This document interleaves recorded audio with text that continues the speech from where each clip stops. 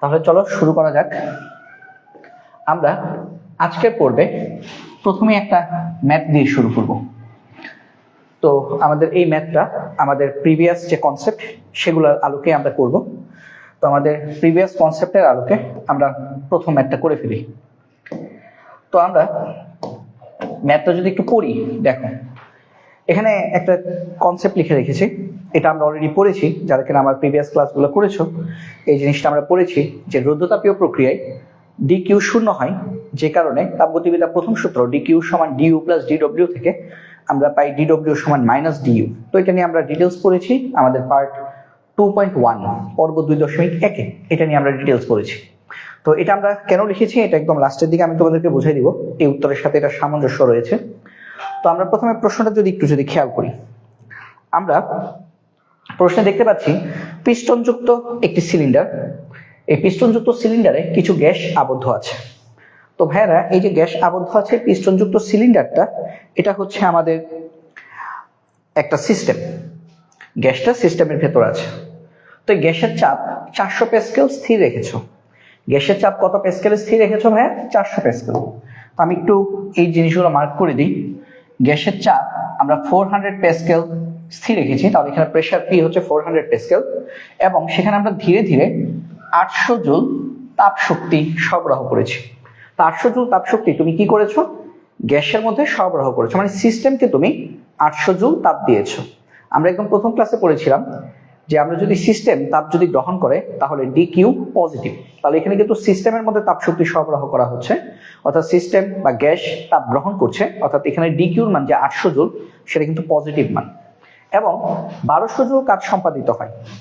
তার মানে এই 800 জুল তাপ দেওয়ার জন্য 1200 জুল কাজ সম্পাদিত হয়। এই কাজটা কে করছে? সিস্টেম করছে। সিস্টেম যদি কাজ করে তাহলে কিন্তু ডিডব্লিউ পজিটিভ। তাহলে এখানে আমাদের যে 1200 জুল এই কাজটাও হচ্ছে আমাদের পজিটিভ। আমাকে বের করতে বলেছে গ্যাসের আয়তন কত এবং অন্তস্থ শক্তির পরিবর্তন কত। আয়তনের পরিবর্তন এবং অন্তস্থ শক্তির পরিবর্তন বের করতে বলেছে। আমরা একদম প্রথম ক্লাসেই বলেছিলাম, দ্বিতীয় ক্লাসে বলেছিলাম 2.1 যে আমাদের পরিবর্তন মানে তাপগতিবিদ্যা আমরা কখনোই কিউ ইউ ডব্লিউ এগুলো পাবো না, বরং আমরা d Q d U d W এগুলো পাবো। ঠিক আছে, এই যে d Q d U d W এগুলো পাবো। এগুলো কি? এগুলো হচ্ছে আমাদের পরিবর্তন। আমরা তাপগতিবিদ্যায় সবসময় পরিবর্তন নিয়ে আলোচনা করি। তাহলে আমরা একটু দেখি, আমরা ম্যাথটা করি, খুব সহজ ম্যাথ। তো আমরা যে ম্যাথটা যদি দেখি, হ্যাঁ, তাহলে আমরা দেখতে পাই এখানে আমাদের কি কি দেওয়া আছে। আমাদের চাপ দেওয়া আছে পি কত? 400 প্যাসকেল। তারপর আমাদের দেওয়া আছে তাপ শক্তি সরবরাহ করেছো ডি কিউ, এবং যেহেতু তাপ শক্তি সরবরাহ করেছো মানে গ্যাস তাপ শক্তি গ্রহণ করেছে তাই ডি কিউ পজিটিভ। আর তাপ সম্পাদিত হয়েছে তার মানে ডিডব্লিউ পজিটিভ, কারণ গ্যাস বা সিস্টেম কর্তৃক কাজ সম্পাদিত হয়েছে। সিস্টেম যদি পরিবেশের উপর কাজ করে তাহলে ডিডব্লিউ পজিটিভ। এগুলো ভাই অলরেডি পড়িয়েছি। 1200 জুল কেউ যদি মিস করে থাকো তাহলে ইউটিউবে আমাদের পূর্বের 3টা ক্লাসই দেওয়া আছে, তাপগতিবিদ্যা প্লেলিস্ট থেকে দেখে নিবা। তারপর আমাদেরকে বের করতে বলেছে আয়তনের পরিবর্তন ডিবি কত, এবং আমাদেরকে বের করতে বলেছে অন্তস্থ শক্তির পরিবর্তন বা অভ্যন্তরীণ শক্তির পরিবর্তন। অন্তস্থ আর অভ্যন্তরীণ একই কথা, ডিইউ কত। তো আমরা প্রথমে আয়তন পরিবর্তনটা বের করি। আয়তন পরিবর্তন কিভাবে বের করবো? আমরা সূত্র জানি ডিডব্লিউ সমান পিডিবি। তো আমরা জানি ডিডব্লিউ সমান পিডিবি। তাহলে বা আমরা ডিবি সমান লিখতে পারি ডিডব্লিউ ডিভাইডেড বাই পি, বা ডিডব্লিউ মান 1200, পি এর মান হচ্ছে 400। তাহলে সুতরাং এখান থেকে আমরা আয়তনের পরিবর্তন ডিবি পেয়ে যাব 3। এখন কথা হচ্ছে একক কি বসাবা। আমাদের একটা কিন্তু খুব কমন একটা মিস্টেক থাকে, কি বলতো, আমরা একক লাস্টে বসাই না। আমরা মনে করি একক বসাইতে হয় না, একক যদি না দাও তাহলে কিন্তু নাম্বার কাটবে পরীক্ষায়। ঠিক আছে, একক অবশ্যই বসাতে হবে। তাহলে আয়তনের একক কি? আয়তন একক ভাই লিটার হয়, সিসি হয়, সেন্টিমিটার কিউব, বা মিলিলিটার হয়, বা মিটার কিউব হয়। এখানে কোনটা হবে? খেয়াল করো, এখানে চাপ হচ্ছে প্যাসকেল, প্যাসকেল কিন্তু এসআই একক। আবার যে ডিডব্লিউ এটা কিন্তু জুল, এসআই একক। তাহলে আয়তনটা কিন্তু এসআই এককে হবে। এসআই এককে আয়তন হচ্ছে মিটার কিউব। তাহলে আমরা একটা আনসার পেয়ে গেলাম। আমাদের প্রথম আনসার আয়তনের পরিবর্তন হচ্ছে 3 মিটার কিউব। আমরা যদি পরের অংশটা যদি দেখি, পরের অংশে বলছে অন্তস্থ শক্তির পরিবর্তন নির্ণয় করো। আচ্ছা আমি এইভাবে রাখি, তাহলে এক স্লাইডে পুরোটা দেখা যায় সুবিধা। তো অন্তস্থ শক্তির পরিবর্তন কিভাবে বের করবা? dq সমান du প্লাস dw। তাহলে আমরা লিখবো আবার তাপগতিবিদ্যার প্রথম সূত্র অনুযায়ী, পরীক্ষায় এই বাংলা কথাটা বইলো লিখো, হ্যাঁ, তাপগতিবিদ্যার প্রথম সূত্র হচ্ছে এটা। তাহলে এখান থেকে আমরা অন্তস্থ শক্তির পরিবর্তন du বের করব। du সমান dq মাইনাস dw বা dq এর মান হচ্ছে আমাদের 800 জুল আর dw এর মান হচ্ছে 1200 জুল। তাহলে du আমরা পাচ্ছি কত? মাইনাসের 400 জুল। তো এক জিনিস খেয়াল করো, dw হচ্ছে কিন্তু পজিটিভ, বা du কি পাইছো? নেগেটিভ। ওই এই কথাটাই এখানে লিখছি যে আমাদের রোধতাপীয় প্রক্রিয়ায় dw পজিটিভ হলে du হয় নেগেটিভ, আর dw নেগেটিভ হলে du হয় পজিটিভ। এই কথাগুলো কিন্তু ভাইয়া 2.1 এ খুব ভালোভাবে বুঝিয়েছি। 2.1 এর একদম লাস্ট পোর্শনের দিকে হচ্ছে এই কথাগুলো বলা ছিল, ঠিক আছে? তো আশা করি আমরা প্রথম ম্যাথটা বুঝতে পেরেছি। আজকে ভাই শুরুই করেছি একটা ম্যাথ দিয়ে, এবং আমরা আশা করছি যে আমরা প্রথম ম্যাথটা বুঝতে পেরেছি, ঠিক আছে? তাহলে আমাদের du এবং dv দুটোই কিন্তু আমরা বের করে ফেললাম। তো আজকে আমরা এরপরে কি পড়বো? আমরা এরপরে এই অধ্যায়ে খুব গুরুত্বপূর্ণ একটা টপিক পড়বো আজকে, যেটা হচ্ছে আমরা 4 প্রকারের তাপগতীয় প্রক্রিয়া পড়েছিলাম ভাইয়া। সমচাপ প্রক্রিয়া, সম আয়তন প্রক্রিয়া, সমুষ্ণ প্রক্রিয়া এবং রুদ্ধতাপীয় প্রক্রিয়া। তো এই 4 প্রকার কৃতকাজের জন্য আমরা অলরেডি তাপগতিবিদ্যা প্রথম সূত্রের রূপান্তর করেছি। আজকের ক্লাসে আমরা এই 4 প্রকার তাপগতীয় প্রক্রিয়ার জন্য কৃতকাজের সূত্র মুখস্থ করব, কৃতকাজের সূত্র পড়বো, এবং তারপর এই রিলেটেড অনেক ম্যাথ করব। আজকে ক্লাসটা একটু লম্বা হতে যাচ্ছে, তো আমিও মোটামুটি বুস্ট আপ হয়ে আসছি, যাতে করে আজকে ক্লাসে টোটাল আমাদের প্রায় 30টা মতো পিডিএফ আছে, মানে স্লাইড আছে, তো মোটামুটি সময় লাগবে। তো দেখো, প্রথম কৃতকাজের সূত্রাবলী। সমায়তন প্রক্রিয়া। সমায়তন প্রক্রিয়ায় কৃতকাজ কি বলতো? সমায়তন প্রক্রিয়ায় কৃতকাজ আসলে কি? কৃতকাজ আসলে হচ্ছে আমাদের P বনাম V গ্রাফ। তোমরা যারা আদর্শ গ্যাস ও গতিতত্ত্ব পড়েছো ফিজিক্স ফার্স্ট পেপারের 10ম অধ্যায়, তোমরা জানো কাজ হচ্ছে PV গ্রাফ, এবং এই অধ্যায়েও কিন্তু আমি এই কথাটা বলেছি অলরেডি আগে একবার। তো আমাদের সম আয়তন প্রক্রিয়ায় আমাদের এই যে কৃতকাজ, এটা PV গ্রাফ থেকে পাই। তো এই কথাটা একটু লিখে রাখি, কৃতকাজ হচ্ছে P বনাম V গ্রাফ। P বনাম V গ্রাফে আমাদের যে ক্ষেত্রফল সেটা হচ্ছে কৃতকাজ। তাহলে সম আয়তন প্রক্রিয়ায় আমরা জানি, সমায়তন প্রক্রিয়ায় অলরেডি আমরা জানি এই প্রক্রিয়ায় আমাদের আয়তন কনস্ট্যান্ট থাকে, V থাকে কনস্ট্যান্ট। তো V কনস্ট্যান্ট এটার মানে কি? V ইনিশিয়াল আর V ফাইনাল সমান।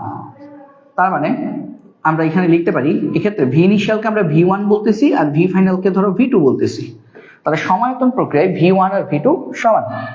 তাহলে সমায়তন প্রক্রিয়ায় যেহেতু V কনস্ট্যান্ট, তাহলে সমায়তন প্রক্রিয়ায় আয়তনের পরিবর্তন কত? V2 minus V1। দুইটা সমান সমান মান যদি বিয়োগ করো তাহলে আয়তনের পরিবর্তন কত আসবে? 0। তাহলে অর্থাৎ সম আয়তন প্রক্রিয়ায় আমাদের dw সমান কি? PdV। এখন P ইন্টু ডিভি কত? 0। তার মানে হচ্ছে dw এর মান 0। তো এখান থেকে আমরা কিন্তু লিখে ফেলতে পারি সম আয়তন প্রক্রিয়ায় আমার কৃতকাজের মান কত? 0। তবে একটা ব্যাপার বুঝো, যে সমায়তন প্রক্রিয়ায় কৃতকাজ এটা কোনো ম্যাথ আসবে না। কেন আসবে না? কারণ সমায়তন প্রক্রিয়ায় ম্যাথ করবা কিভাবে? তুমি তো জানোই মুখস্থ যে সমায়তন প্রক্রিয়ায় কৃতকাজের মান 0। এটা এমসিকিউর জন্য খুব ভালোভাবে মনে রাখবা। এমসিকিউতে অপশন আসবে সমায়তন প্রক্রিয়ায় কৃতকাজ কত, অপশন অনেক কিছু থাকবে, একটা অপশন থাকবে 0, আনসার হবে 0। তো এই কথাটার মানে হচ্ছে সেটাই, এই কথাটার মানে হচ্ছে সম আয়তন প্রক্রিয়ায়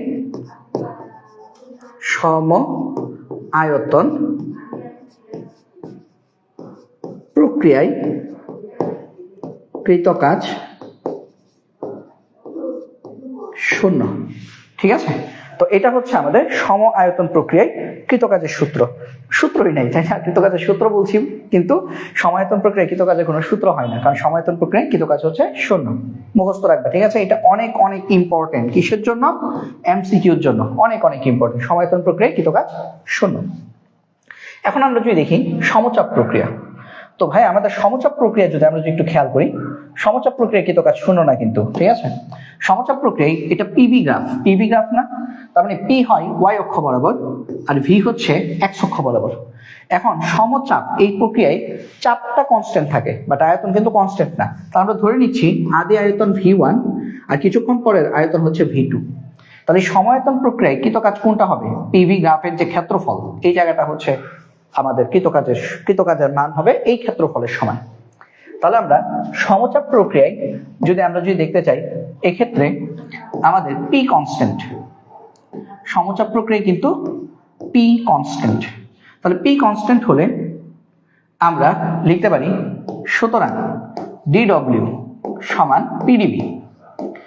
তাহলে পি তো কনস্ট্যান্ট, তাহলে আমরা লিখতে পারি বা ডিডব্লিউ সমান পি ইন্টু ভি2 মাইনাস ভি1। তাহলে আচ্ছা, পিটা এটার সাথে তো থাকলে ডিস্টার্ব করবে, একটা কাজ করি, আমি এটা মুছে বরং আমি একটু নিচে লিখি, তাহলে হচ্ছে মানে জিনিসটা বোঝা যাবে যে না এর সাথে নাই, নাহলে তোমরা মনে করবে যে পি বোধহয় এটার সাথে আছে। তাহলে আমরা বলবো অর্থাৎ সমচাপ প্রক্রিয়ায় ডিডব্লিউ সমান পি ইন্টু ভি2 মাইনাস ভি1। এটা হচ্ছে সমচাপ প্রক্রিয়ায় কৃতকাজের সূত্র, এবং এই সূত্র দিয়ে ম্যাথ আসে। একটা কথা মনে রাখবা, সমচাপ প্রক্রিয়ায় কৃতকাজের সূত্রের ম্যাথ যদি আসে তাহলে গ্রাফ দিয়ে দিবে, গ্রাফ থেকে ডাটা বের করে এই সূত্রে বসিয়ে ম্যাথ করতে হয়। ঠিক আছে? তো এই যে কথাগুলো ভাই বলে দিচ্ছি, এগুলো কিন্তু তোমরা নোট করে নিবা। সব কথা তো লিখছি না, অনেক কথা কিন্তু ভাই বলে দিচ্ছি, ভাই অনেক আস্তে আস্তে বলছি, যাতে করে তোমরা যখন ক্লাসটা আবার যখন দেখবা ইউটিউব থেকে, তখন হচ্ছে যাতে ভালো করে বুঝতে পারো যে সমচাপ প্রক্রিয়ায় আমাদের কৃতকাজ ডিডব্লিউ এটা হচ্ছে পি ইন্টু ভি2 মাইনাস ভি1, এবং এই যে পি ভি2 ভি1 এগুলো সব গ্রাফ থেকে তোমাকে কালেক্ট করে উত্তর বসাতে হবে। ঠিক আছে? তারপরে আসো সমষ্ণ প্রক্রিয়া। তো সমষ্ণ প্রক্রিয়া আর রুদ্ধতাপীয় প্রক্রিয়ার ক্ষেত্রে আমরা গ্রাফটা এরকম পাই, দুই প্রক্রিয়ায় সমষ্ণ এবং রুদ্ধতাপীয় দুই প্রক্রিয়া আমরা গ্রাফটা এরকম পাই। তো আমরা গ্রাফটা কেন এমন পাই?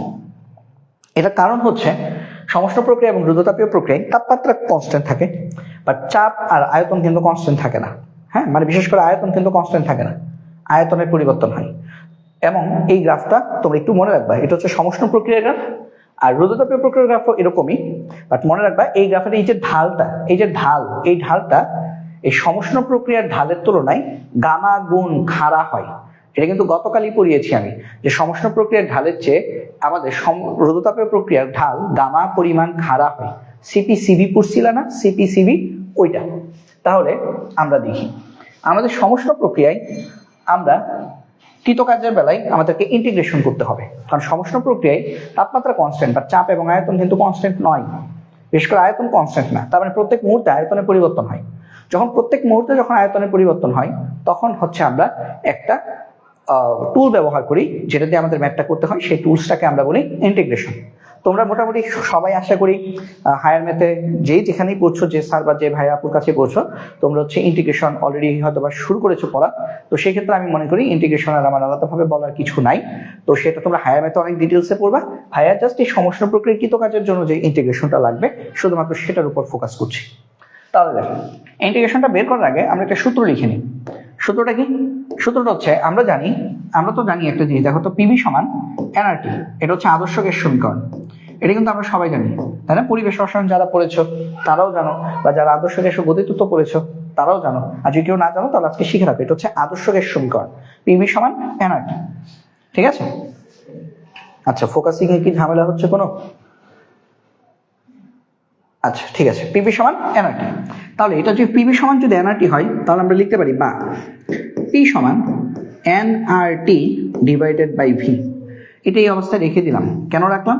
কারণ এটা প্রতিপাদন করতে গিয়ে এইদিকে যে প্রতিপাদন করবো, কোথাও না কোথাও এটা কাজে লাগবে। ঠিক আছে? তো আমরা এখন আসো প্রতিপাদনটা শুরু করি।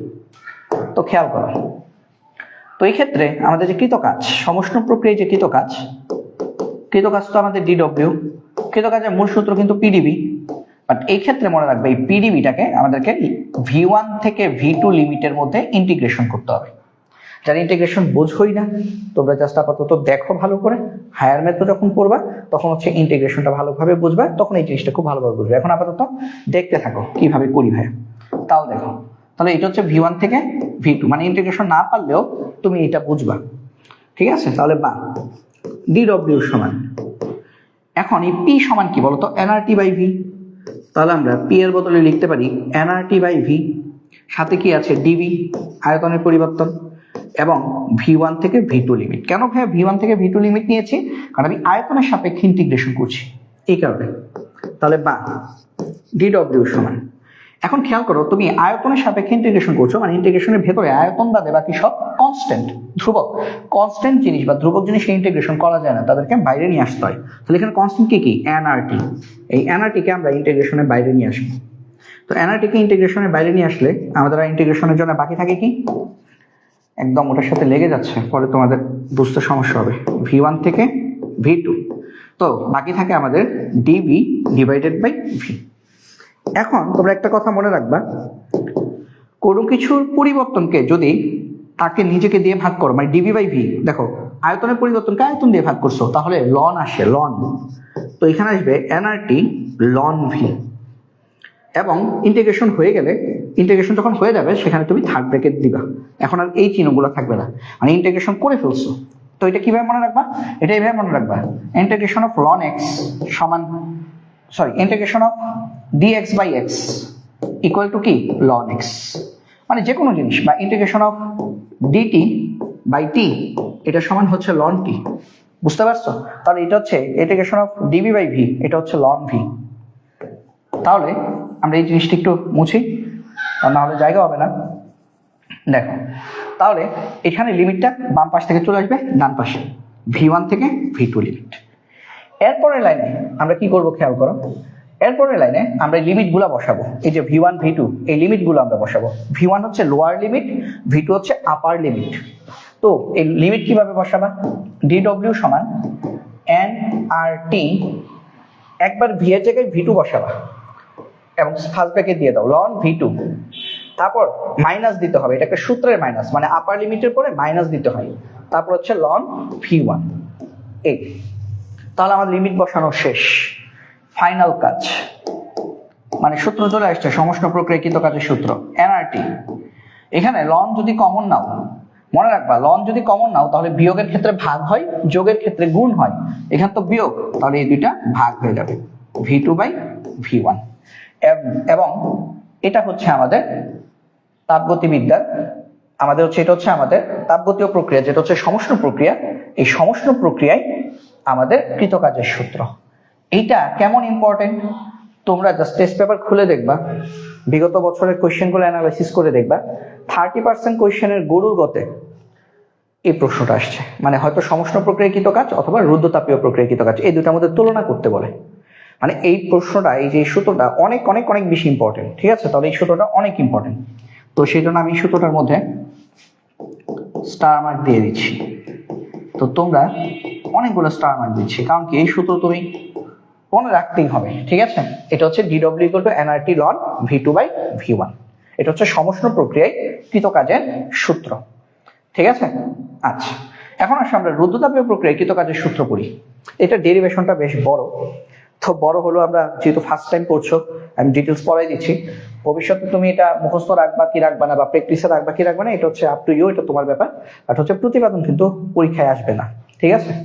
তো দেখো, রুদ্ধতাপীয় প্রক্রিয়া পরীক্ষা আসবে না বলতে ব্যাপারটা এরকম না, ধরো তোমার বোর্ড পরীক্ষা আসে নাই, বাট এডমিশনে যারা ইঞ্জিনিয়ারিং এডমিশন দিবা বা কোথাও না কোথাও কনসেপ্ট গুলো চলে আসে, তো প্রতিপাদন যদি তোমার আয়ত্তে থাকে তাহলে তুমি হচ্ছে অন্যদের থেকে এগিয়ে থাকবা, ঠিক আছে? প্রতিযোগিতামূলক পরীক্ষায় তুমি এগিয়ে থাকবা। এখন আসো রুদ্ধতাপীয় প্রক্রিয়া। এই রুদ্ধতাপীয় প্রক্রিয়ার জন্য আমরা কয়েকটা ডাটা লিখে রাখতে হবে, সমষ্ণ প্রক্রিয়ার মতোই। ডাটাগুলো কি কি? এই রুদ্ধতাপীয় প্রক্রিয়ার জন্য আমরা গত ক্লাসে পড়েছিলাম পাটালি গুড় 1 গ্রাম, তারপর P1 V1 এগুলো পড়ছি না, এগুলো পড়ছি। তো সেখান থেকে আমরা একটা সূত্র নিই, PV আর V এর মতো, তো তাহলে P1 V1 to the power gamma সমান P2 V2 to the power gamma. রুদ্ধতাপীয় প্রক্রিয়া কিন্তু P1 মানে P এবং V এর মধ্যে সম্পর্ক হচ্ছে এটা। তাহলে আমরা এখান থেকে লিখতে পারি, তার মানে PV to the power gamma সমান হচ্ছে K। তাহলে বা এখান থেকে আমরা লিখতে পারি P সমান K by V to the power gamma. এই লাইনগুলো আমরা লিখে রাখলাম কেন? কারণ কোথাও না কোথাও আমার এগুলো কাজে লাগবে, ঠিক আছে? এখন আমরা আসলে রুদ্ধতাপীয় প্রক্রিয়ায় কৃতকাজের সূত্র প্রতিপাদন করি, সূত্রের প্রতিপাদন করি। তো আমরা এখানেও আমরা লিখব কৃতকাজ dw সমান PdV এবং লিমিটটা কি V1 থেকে V2। তাহলে বা dw সমান লিমিট V1 থেকে V2, P এর বদলে কি বসাবা? K by V to the power gamma. দেখছো কাজে লাগছে না সূত্রটা? Into dV। এখন বলছিলাম ভি এর সাপেক্ষে কিন্তু ইন্টিগ্রেশন করছো, তার মানে ভি বাদে বাকি সবকে ধ্রুবক ধরে বাইরে নিয়ে আসতে হবে। তাহলে ধ্রুবক এখানে শুধু কে আছে, কে কে যদি বাইরে নিয়ে আসো, লিমিট বসালা, তাহলে এটা হবে dB by V to the power gamma. ঠিক আছে, dB by V to the power gamma. এরপর আমরা যদি দেখি পরের লাইনে ডিডব্লিউ সমান কে ইন্টু এই V to the power gamma নিচে, তো এটাকে এইভাবে কিন্তু লেখা যায় ভি ইনভার্স গামা ডিবি। মানে ব্যাপারটা কিরকম দেখো, 1/2 এটাকে কিন্তু তুমি এভাবে লিখতে পারতা 2 ইনভার্স 2। তাহলে এইটাও এই যে 1/v টু দি পাওয়ার গামাকে তুমি ভি ইনভার্স গামা লিখতে পারবা। এগুলো তো 9-10 এর কনসেপ্ট, তাই না? আচ্ছা, তাহলে এটা হচ্ছে আমাদের v1 থেকে v2 লিমিট।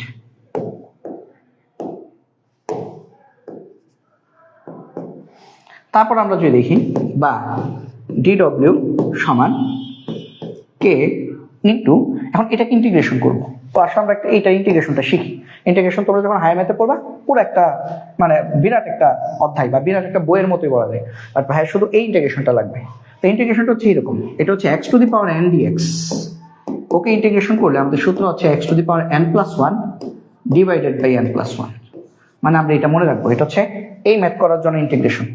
তো এখানে x কি ভি আর n কি মাইনাস গামা। ঠিক আছে, x হচ্ছে ভি আর n হচ্ছে মাইনাস গামা।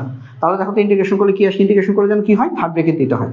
তাহলে এটা চলে আসবে কিন্তু এরকম, দেখো ভি n+1, এই যে n+1, তাহলে n এর মান কি মাইনাস গামা +1, আর নিচেও কি মাইনাস গামা +1।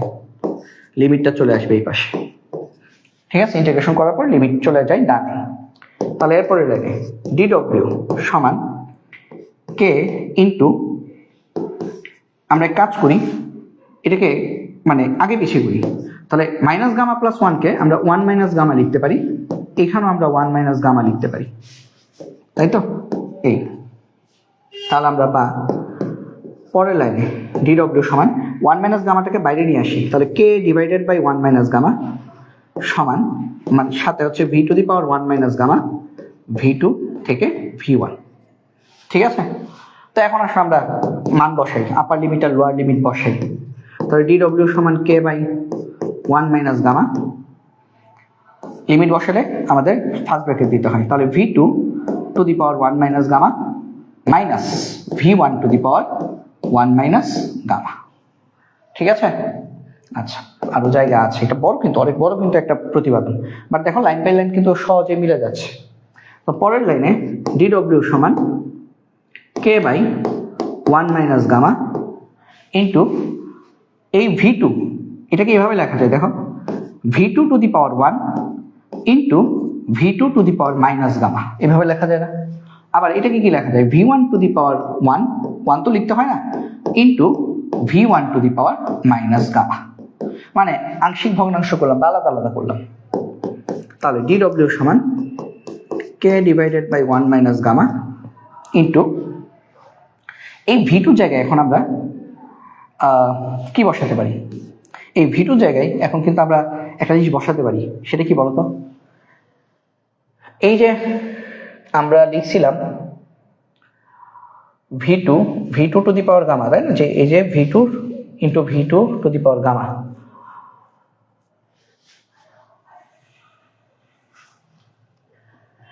এটার জায়গায় কি বসানো যায়?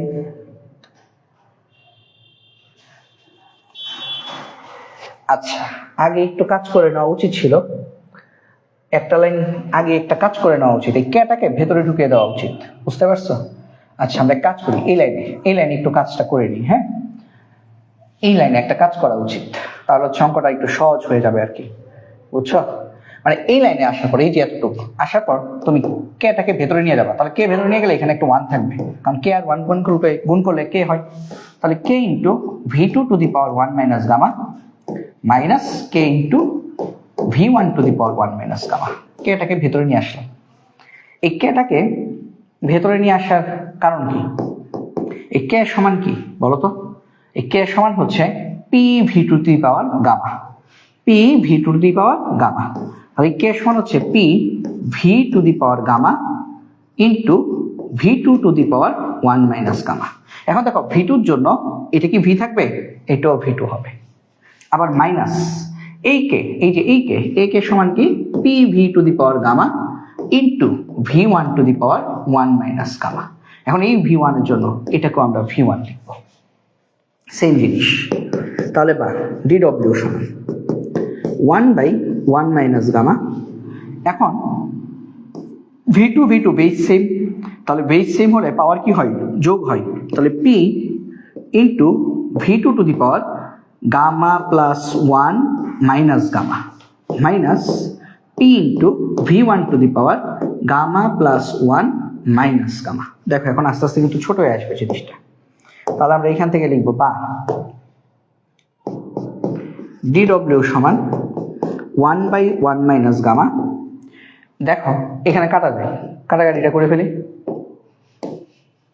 এই যে গামা মাইনাস গামা কাটা, গামা মাইনাস গামা কাটা। তো এই কাটাকাটিটা করে ফেললে আমাদের হাতে থাকে কি পি ভি টু, মানে 1 থাকে তো V two to the power 1, কোনো কিছুর উপর পাওয়ার 1 মানে কি 1 না লিখলেও চলে, মাইনাস এখানে কি থাকে পি ভি ওয়ান। এখন দেখো আমরা পড়ছিলাম পিভি সমান এনআরটি, তাহলে পিভি সমান যদি আমরা এনআরটি পড়ে থাকি তাহলে এখানে পি ভি টু সমান আমরা কি লিখতে পারি এনআর টি টু। কারণ মোল সংখ্যা কনস্ট্যান্ট থাকে, মোলার গ্যাস ধ্রুবক, এর নামই তো গ্যাস ধ্রুবক, এও কনস্ট্যান্ট থাকে, শুধু চেঞ্জ হয়েছে কি তাপমাত্রা। আর এখানে পি সমান কি হবে এনআর টি ওয়ান, মানে এখানে আয়তনের পরিবর্তনের কারণে তাপমাত্রা পরিবর্তন হয়েছে। তাহলে ডি ডব্লিউ সমান এন আর দুইটাই কিন্তু কমন যায় 1 minus gamma T two minus T one. এবং এত কিছু করার পর ফাইনালি আমাদের রুদ্ধতাপীয় প্রক্রিয়ায় কৃতকাজের সূত্র কোনটা আসছে, এটা হচ্ছে আমাদের রুদ্ধতাপীয় প্রক্রিয়ায় কৃতকাজের সূত্র। ডি ডব্লিউ সমান n R divided by 1 minus gamma into T two minus T one. তো এত কিছু করার পর আমাদের কিন্তু রুদ্ধতাপীয় প্রক্রিয়ায় কৃতকাজের সূত্র এসেছে এই জিনিসটা। তো আশা করি এই জিনিসটা সবাই তোমরা বুঝতে পেরেছো, ঠিক আছে? তো ভাই আশা করছি এই জিনিসটা সবাই ক্লিয়ারলি বুঝতে পেরেছো। তো আমরা এরপরে যদি দেখি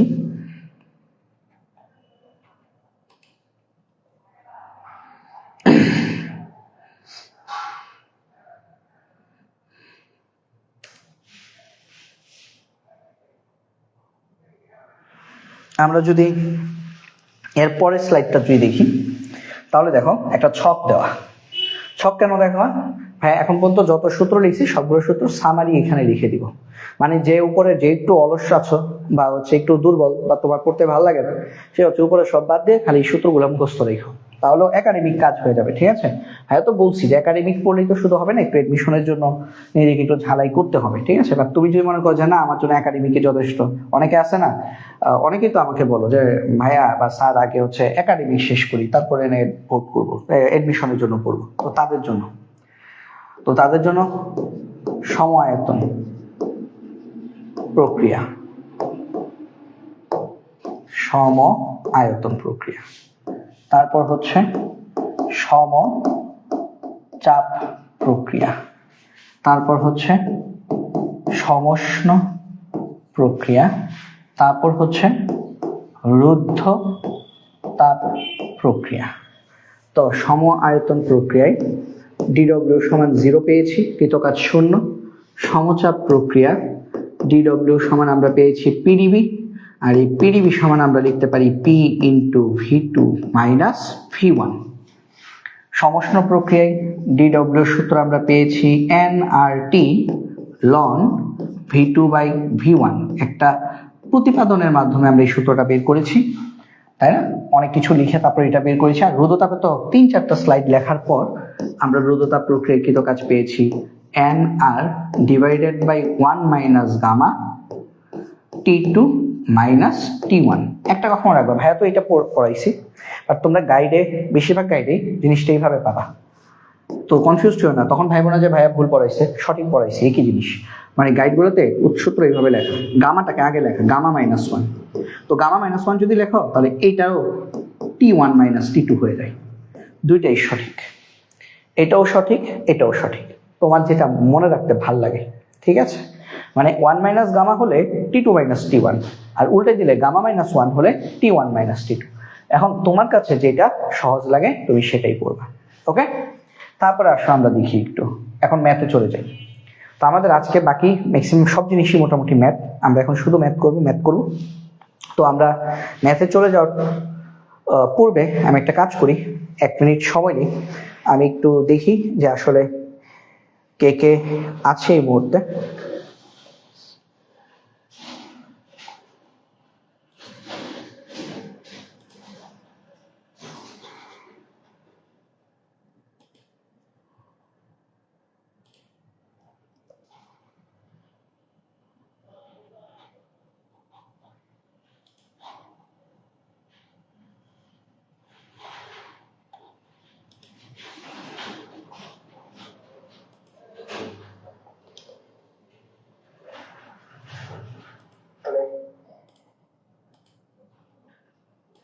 আচ্ছা ঠিক আছে, তাহলে চলো এখন আমরা একটু ম্যাথ শুরু করি। হ্যাঁ, তো আমাকে প্রশ্নে বলা আছে বায়ুর চূড়ান্ত তাপমাত্রা নির্ণয় করো।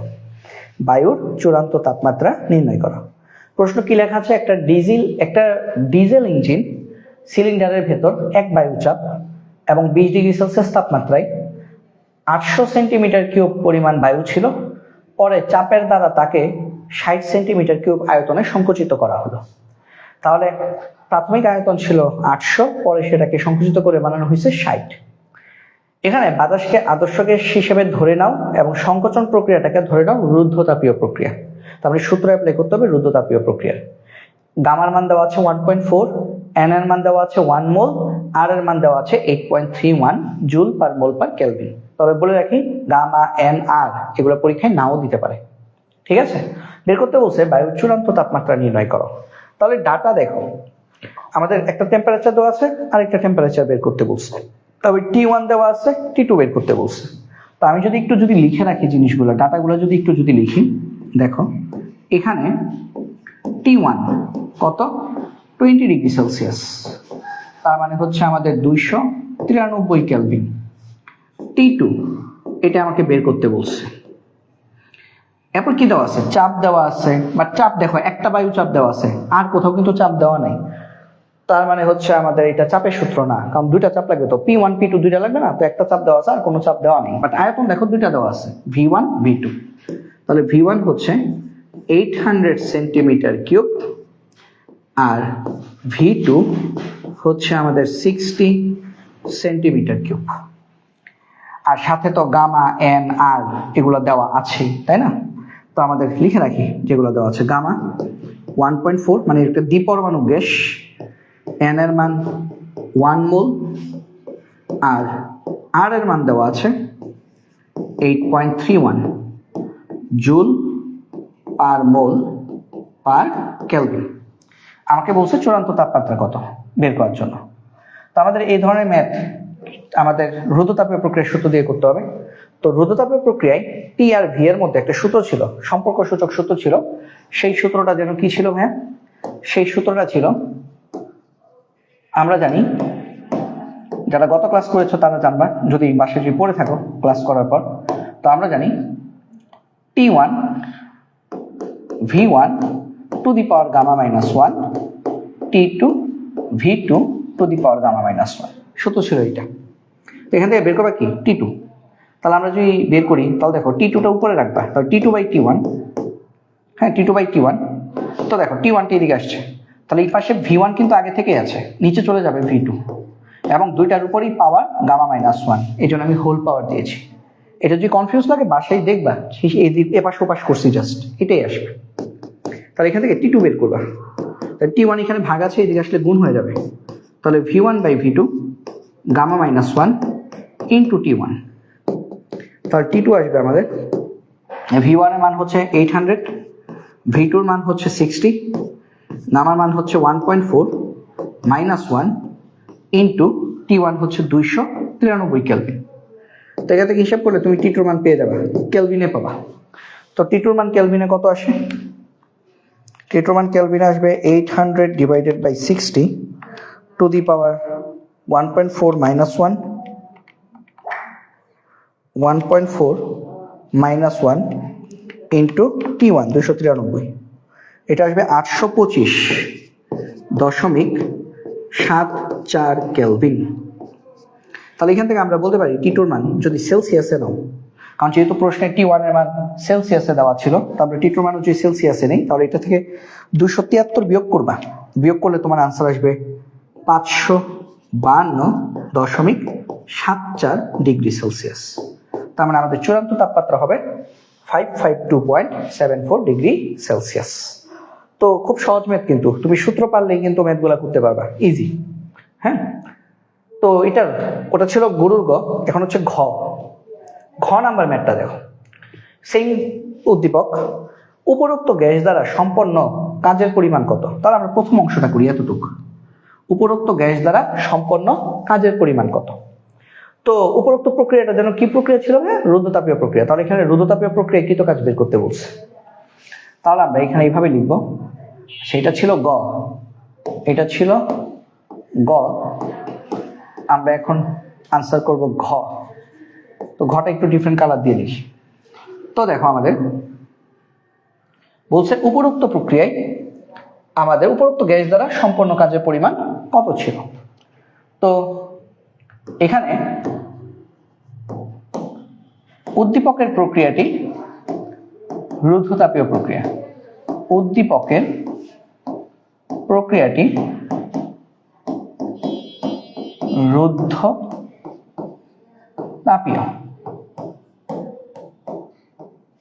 সুতরাং আমাদের যে কৃত কাজ ডিডব্লিউ, বা শুধু ডব্লিউ বলতে পারো, আচ্ছা ডিডব্লিউ বললাম, এই ডিডব্লিউ সমান আমাদের আসবে কত? রুদ্ধতাপীয় প্রক্রিয়া কৃত কাজের সূত্র মাত্র আমরা কিন্তু প্রতিপাদন করছি, NR divided by 1 minus gamma টি2 মাইনাস টি1। ঠিক আছে, NR divided by 1 minus gamma টি2 মাইনাস টি1। তাহলে আমরা এখানে মান বসাবো, টি2 মাইনাস টি1 ছিল, হ্যাঁ 1 মাইনাস গামা টি2 মাইনাস টি1। তাহলে যে সব মান বসে, এন এর মান কত? 1 মোল, এই যে এখানে দেওয়া আছে 1 মোল। আর এর মান কত? 8.31। 1 মাইনাস গামা কত? 1.4 ইন্টু টি2 কত? টি2 কিন্তু গরুর গতে পেয়েছো, কেলভিনের মানটা নিবা। ঠিক আছে, 825 দশমিক, সবসময় কেলভিনের মান নিবা, কারণ এটা কিন্তু এসআই অঙ্ক, এসআই এককে ম্যাথ করা। মাইনাস টি1 হচ্ছে 293। তো এটা হিসাব করলে কত আসে? তোমরা ক্যালকুলেশন করো, ভাইয়ের কাছে উত্তর আগে থেকেই লিখে রাখছি আমি। তো এটা আনসার আসবে মাইনাস 11,067। তো কৃতকাজের মান মাইনাস আসলে আবার ভাইবো না যে ভুল হয়েছে, কৃতকাজের মান তো মাইনাস আসতেই পারে। কৃতকাজের মান মাইনাস মানে কি? মাইনাস তখন হয় যখন পরিবেশ সিস্টেমের উপর কাজ করে, মানে এখানে পরিবেশ সিস্টেমের উপর কাজ করছে। Minus 11,067.67 joule. বাট খেয়াল রাখবা, আমরা যখন তুলনা করব তখন হচ্ছে আমরা শুধু মান বিবেচনা করব, মাইনাস বিবেচনা করবো না। মানে এটার মান হচ্ছে 11,067 জুল, মাইনাস টাইনাস কিছু না। যখন তুলনা করবে মাইনাস দিয়ে বুঝিয়েছে এখানে পরিবেশ সিস্টেমের উপর কাজ করেছে। পরের অংশটা দেখো, তাহলে আমরা এতটুকু পর্যন্ত পেলাম, এই যে এতটুকু। পরের অংশে বলছে একই কক্ষ তাপমাত্রায়, কক্ষ তাপমাত্রা যেন কত তাপমাত্রা? 25 ডিগ্রি সেলসিয়াস। কক্ষ তাপমাত্রায় সমষ্ণ প্রক্রিয়ায় সম্পন্ন কাজের সাথে তুলনা করো। কক্ষ তাপমাত্রায় সমষ্ণ প্রক্রিয়া, সমষ্ণ প্রক্রিয়া মানে কি? তাপমাত্রাটা সেম থাকবে। তো কক্ষ তাপমাত্রায় সমষ্ণ প্রক্রিয়া মানে কি? এখানে তাপমাত্রা কত থাকবে? তাপমাত্রা থাকবে 25 ডিগ্রি সেলসিয়াস। তাহলে আমরা এখানে লিখি আবার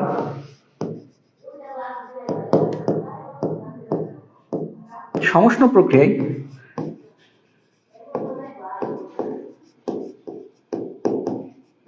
যে কৃত কাজ, অলরেডি একটা যেহেতু তুলনা করতে হবে, একটা যেহেতু ডিডব্লিউ লিখছো, এটাকে ডিডব্লিউ প্রাইম লিখতে পারো। তো সমষ্ণ প্রক্রিয়া কৃত কাজের সূত্র কি ছিল?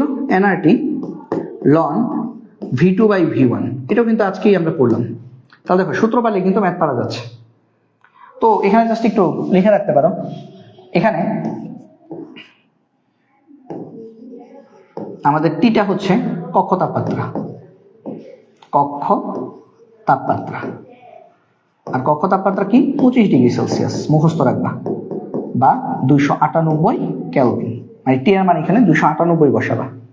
ঠিক আছে, তাহলে সমান এন এর মান 1 মোল, আর এর মান 8.31, টেম্পারেচার হচ্ছে 298, loan v2 by v1।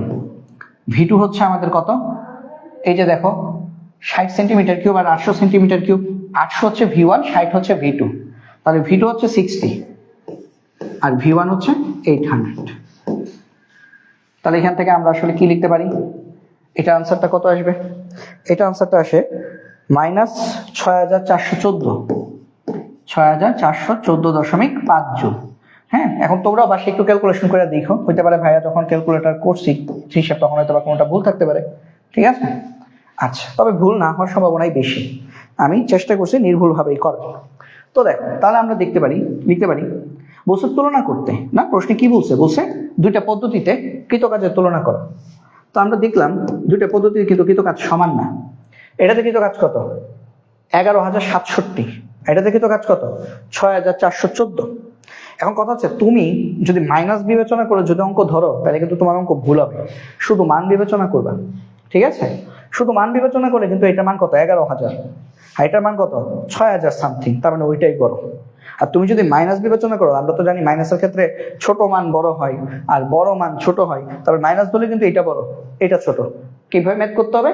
Minus বাদ দিয়ে শুধু মান বিবেচনা করে। তাহলে মান বিবেচনা করলে প্রথম প্রক্রিয়াটা DW মানে রুদ্ধতাপীয় প্রক্রিয়াকৃত কাজ আমাদের সমষ্ণ প্রক্রিয়াকৃত কাজের চেয়ে বড়, ঠিক আছে?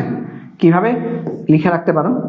মান বিবেচনা করে, মান বিবেচনা করে, মানে এখানে চিহ্ন বিবেচনা করা হয়নি, ঠিক আছে? মান বিবেচনা করে রুদ্ধতাপীয় প্রক্রিয়াকৃত কাজের মান সমষ্ণ প্রক্রিয়াকৃত কাজের মানের চেয়ে বেশি। তুলনা করতে বলছে, অর্থাৎ আমরা বলবো রুদ্ধতাপীয় প্রক্রিয়ায় কৃতকাজের মান বেশি হবে, ঠিক আছে? বলছে তুলনা করতে, তাহলে তুলনা করে পেলাম আমরা উদ্দীপকের যে প্রক্রিয়াটা ছিল রুদ্ধতাপীয় প্রক্রিয়া, সেই রুদ্ধতাপীয় প্রক্রিয়ায় কৃতকাজ বেশি হবে। রুদ্ধতাপীয় প্রক্রিয়ায় আমাদের কৃতকাজটা কি আসবে? বেশি আসবে। তো আশা করি আমরা এতটুকু পর্যন্ত ক্লিয়ারলি বুঝতে পেরেছি। তারপরে যাই, এরপরে ম্যাথটা দেখো। এটার জন্য আমরা একটা সূত্র পড়ব, আগে একটা সূত্র পড়বো, তারপর আমরা ম্যাথটা করব। এটা পড়ার জন্য আগে একটা জিনিস শেখাই তোমাদের। দেখো, জিনিসটা হচ্ছে ক্যালোরি থেকে জুলে যাওয়া যায় কিভাবে। মনে রাখবা 1 ক্যালোরি, হ্যাঁ 1 ক্যালোরি সমান, লিখে রাখি, মনে রাখবে। আগে এটা একটু লিখো, এটা ম্যাথের সাথে সম্পর্কযুক্ত, বাট এই ম্যাথটার জন্য এটা পরীক্ষায় লিখতে হবে না। মনে রাখবে 1 ক্যালোরি সমান 4.2 জুল। 1 ক্যালোরি সমান 4.2 জুল। তো এটা মনে রাখবা যে ক্যালোরি থেকে যদি আমরা জুলে যাই তাহলে হচ্ছে আমরা কি করব, আর জুল থেকে ক্যালোরিতে গেলে কি করব।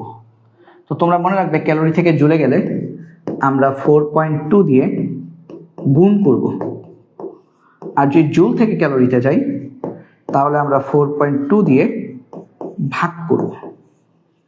এটাকে মনে রাখবা, ঠিক আছে? এই কথাটা মনে রাখো তোমরা। ক্যালোরি থেকে জুলে গেলে 4.2 দিয়ে গুণ, জুল থেকে ক্যালোরিতে আসলে 4.2 দিয়ে ভাগ। তো এখন সূত্রটা কি বলছে? দেখো, একটা আদর্শ গ্যাসকে সমষ্ণ প্রক্রিয়ায় সংনমিত করতে মানে সংকুচিত করতে 42 জুল কাজ সম্পন্ন হয়। তার মানে এখানে এখন থেকে ম্যাথ, এই জায়গাটা হচ্ছে ম্যাথ, ঠিক আছে? এখানে আমাদের কৃতকাজ W, কৃতকাজ যেটা হচ্ছে আমাদের W, এই W মান হচ্ছে 42 জুল। বলছে সংনমনকালে গ্যাস কত ক্যালোরি তাপ হারায়, ক্যালোরি বের করতে বলছে। তো একটা সূত্র মনে রাখবা, আমরা জানি এই যে কৃতকাজ W, এই W ইকুয়াল টু JH। তো J হচ্ছে জুল এককে মান আর H হচ্ছে ক্যালোরি এককে মান। তাহলে এখান থেকে আমরা লিখতে পারি, তাহলে H ইকুয়াল টু কি W/J। J এর মান মুখস্থ, J এর মান হচ্ছে 4.2, কারণ ক্যালোরি থেকে মানে তোমাকে জুল থেকে ক্যালোরিতে যেতে হবে। তবে এটা হচ্ছে 42, নিচে হচ্ছে 4.2। তো আমাদের এখানে সংনমনকালে, গ্যাসের সংনমনকালে আমাদের যেহেতু 42 জুল কাজ করতে হয়েছে, মানে এখানে 42 জুল তাপ হারাইছে এখানে, তার মানে এখানে মোট কত ক্যালোরি তাপ হারিয়েছে? 10 ক্যালোরি তাপ হারিয়েছে। স্বাভাবিক, 1 ক্যালোরি সমান যে 4.2 জুল হয়, 10 ক্যালোরি সমানই তো 42 জুল হবে, ঠিক আছে? তাহলে আমাদের কিন্তু উত্তরটা হয়ে গেল। তাহলে আমরা এই যে সংনমনকালে আমাদের হচ্ছে মোট 10 ক্যালোরি তাপ হারায়।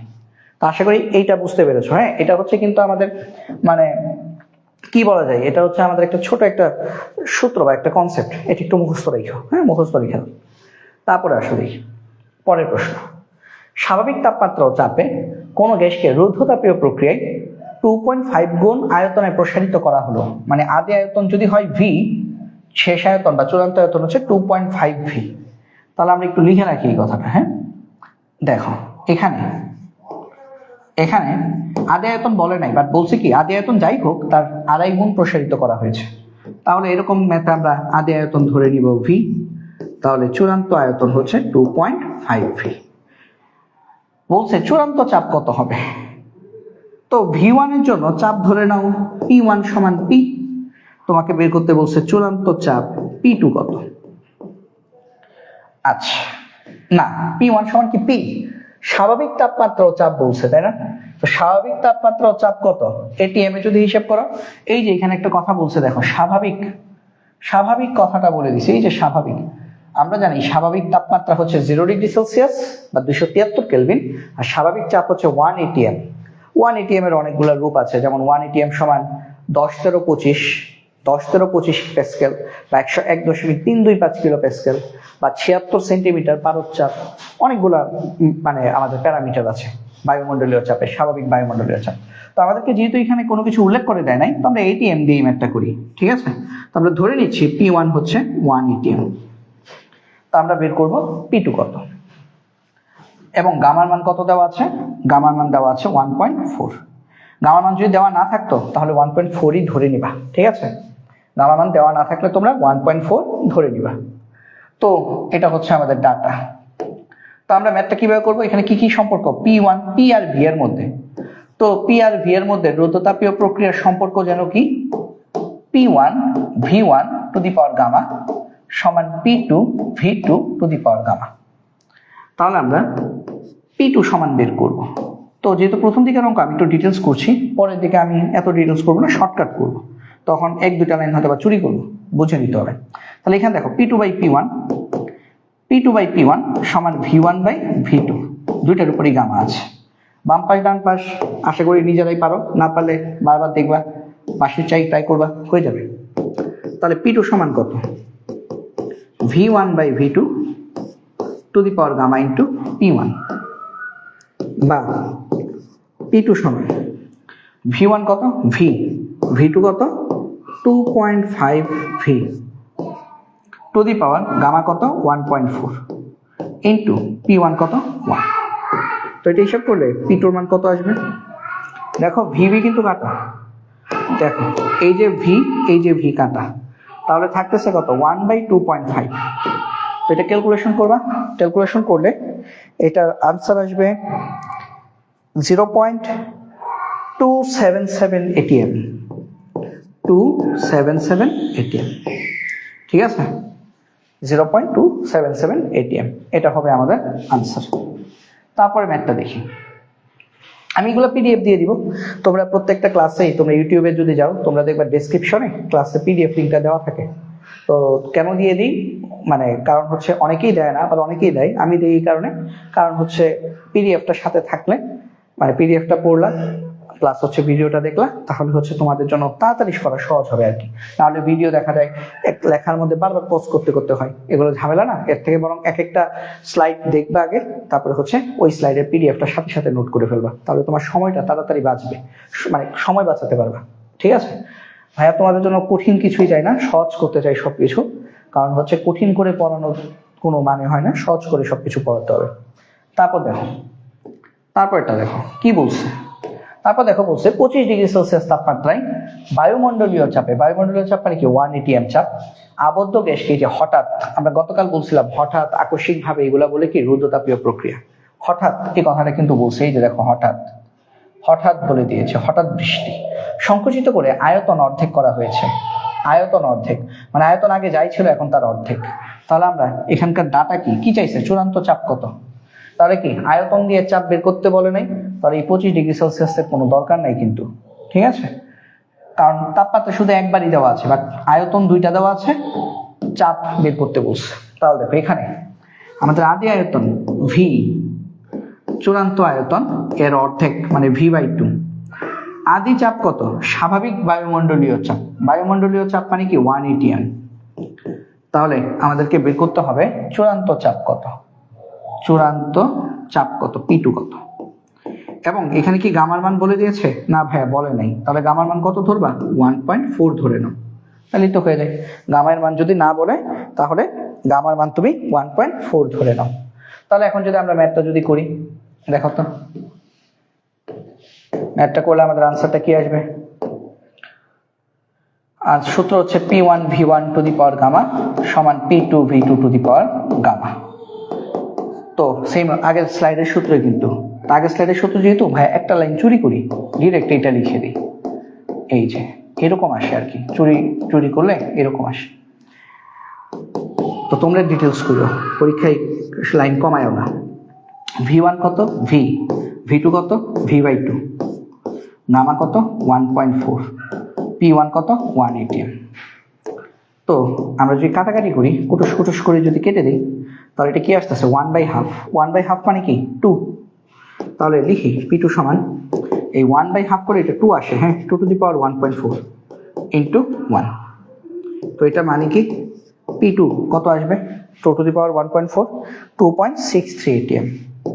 তো আমাদের আনসার আসবে 2.63 atm। এটা হচ্ছে আমাদের এই প্রশ্নের আনসার। তো আশা করি সবাই বুঝতে পেরেছি এই ম্যাথটা, আশা করি সবাই বুঝতে পেরেছি। তারপরে যদি আমরা দেখি পরের ম্যাথ, মানে আজকে একই ম্যাথ বারবারই, একই টাইপের ম্যাথ বারবার করবো। কারণ হচ্ছে তাহলে কি হবে, মানে আমার সাথে পড়তে হচ্ছে তোমাদের মানে পড়া হয়ে যাবে, এক্সট্রা ভাবে আর কোনো ম্যাথ প্র্যাকটিস করতে হবে না। বায়ুকে রুদ্ধতাপে প্রসারিত করে এর আয়তন 3 গুণ করা হয়েছে। প্রাথমিক চাপ 1 বায়ুমণ্ডলীয় হয়, তাহলে চূড়ান্ত চাপ কত? সেম না? সেম প্রশ্ন না?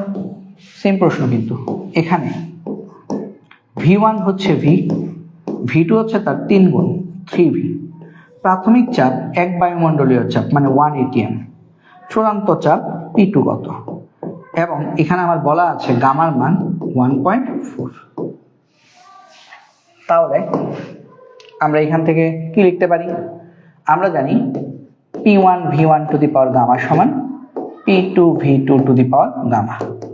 তাহলে বা P2 সমান চূড়ান্ত চাপ, তাহলে V1/V2 to the power gamma into P1। তো মান বসিয়ে দিবা।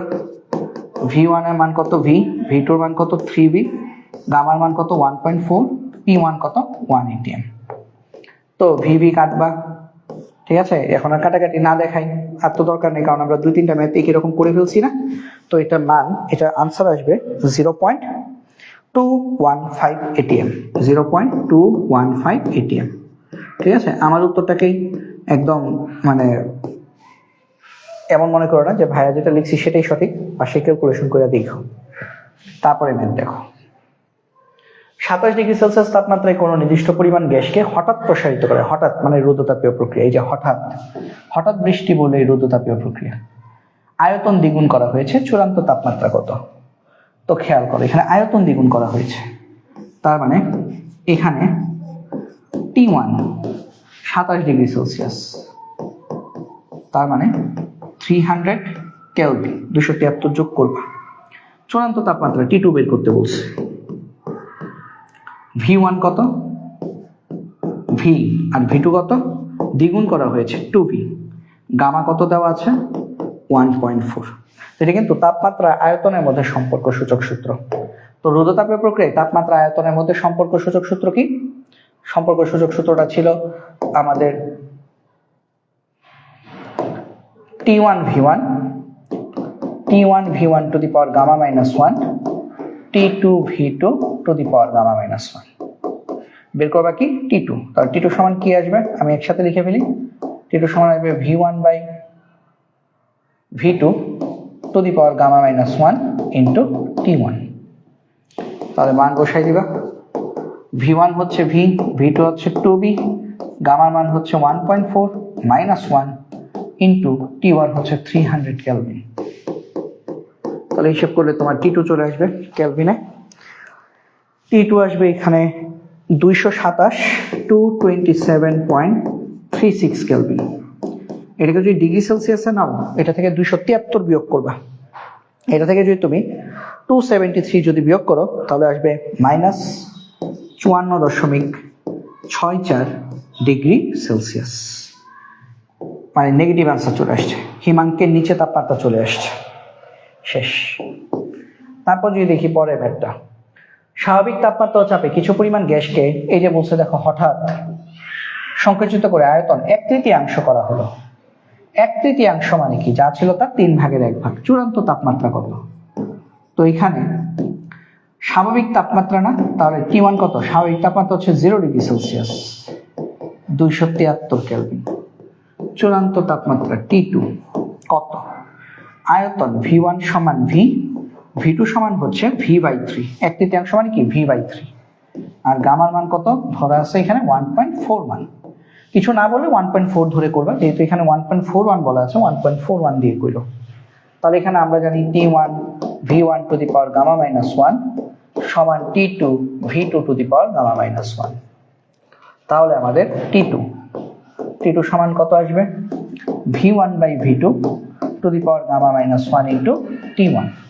তো তোমরা এই মানগুলো বসাবা, হ্যাঁ, বসিয়ে ক্যালকুলেশন করে নিও। ভাই ডাইরেক্ট উত্তরটা বলে দিচ্ছি, উত্তর আসবে আমাদের 428.33 কেলভিন।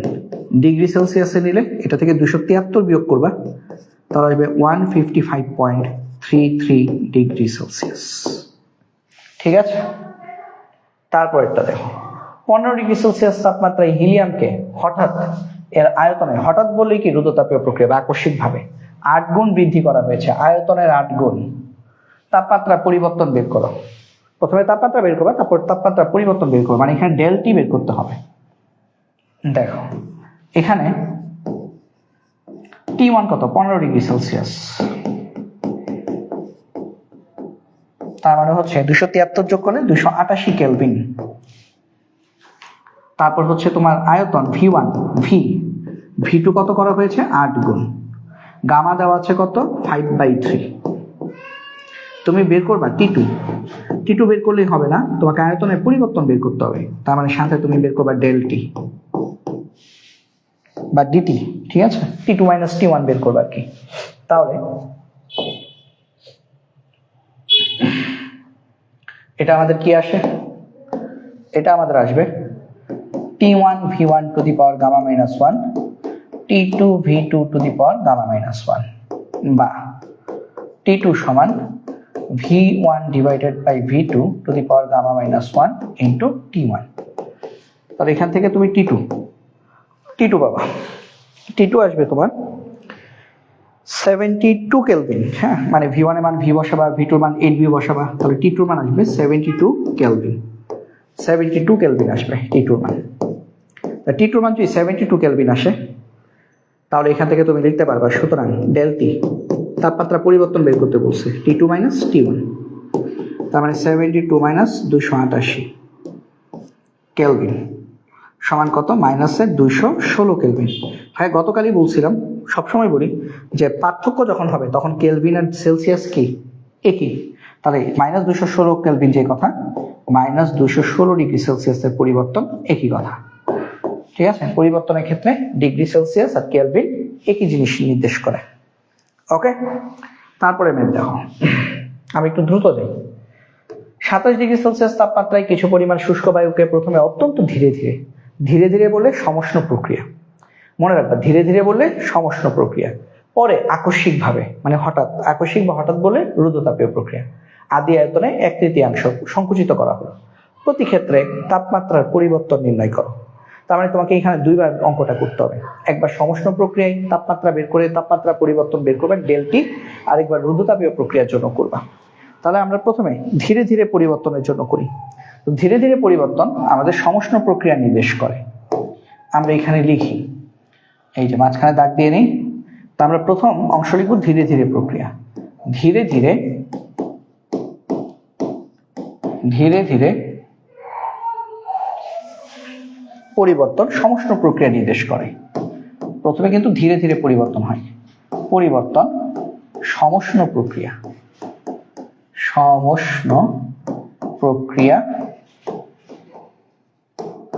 নির্দেশ করে।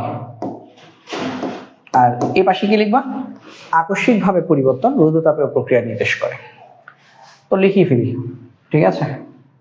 তো এটা কি কালার দিয়ে লেখা যায়, এটা দিয়ে করি। হ্যাঁ, আকস্মিক পরিবর্তন, হঠাৎ পরিবর্তন রুদ্ধতাপীয় প্রক্রিয়া নির্দেশ করে। তো আমরা দুই প্রক্রিয়াতে মানে ধীরে ধীরে এবং আকস্মিক প্রতি ক্ষেত্রে তাপমাত্রা পরিবর্তন বের করব। এই যে দেখো তাপমাত্রা পরিবর্তন বের করব। তো এখন সমষ্ণ প্রক্রিয়ার জন্য আমরা জানি যা লিখলাম, হ্যাঁ আমরা জানি সমষ্ণ প্রক্রিয়ার জন্য ডাটা কি দেওয়া আছে, আয়তনের 1/3, এই যে আয়তনের 1/3 সংকুচিত করা হলো, মানে আদি আয়তন আর শেষ আয়তন। তো আয়তন আর তাপমাত্রার মধ্যে সম্পর্ক কি সমষ্ণ প্রক্রিয়ার ক্ষেত্রে, মানে সমষ্ণ ধীরে ধীরে ক্ষেত্রে V1/T1 সমান V2/T2। তাহলে এই সূত্রটা হচ্ছে এটা, V1/T1 সমান V2/T2। ঠিক আছে, কিন্তু এই যে যখন আকস্মিক ভাবে হয়েছে তখন সেটার জন্য জানি সূত্রটা কি ছিল, সেটার জন্য কিন্তু সূত্র ছিল এইটা। আমরা জানি আকস্মিক ভাবের ক্ষেত্রে কিন্তু সূত্র হয় এটা, T1 V1 to the power gamma minus 1 সমান T2 V2 to the power gamma minus 1। বুঝতে পারছো, দুইটা কিন্তু আলাদা জিনিস। একটা হচ্ছে ধীরে ধীরে জন্য, একটা হচ্ছে আকস্মিক ভাবের জন্য। তো এটা আগে বের করি। তাহলে T2 সমান কত, V2 T1 divided by V1। T2 সমান V2 কত, 1/3 সংকুচিত করা হয়েছে, তার মানে V2 হচ্ছে V/3। তো একটা কথা মনে রাখবা, V/3 এইভাবে না লিখে, এই যে এইভাবে না লিখে এইভাবেও লেখা যায় আসলে, এই যে V/3 এভাবেও লেখা যায়। কিন্তু T1 কত, 27°C মানে 300 কেলভিন, আর V1 কত ধরে নিচ্ছি V। হ্যাঁ, এখানে এই জিনিসগুলো একটু লিখে ফেলি তাহলে মনে হয় আরো ভালো হয়। এখানে T1 27°C, তার মানে 300 কেলভিন।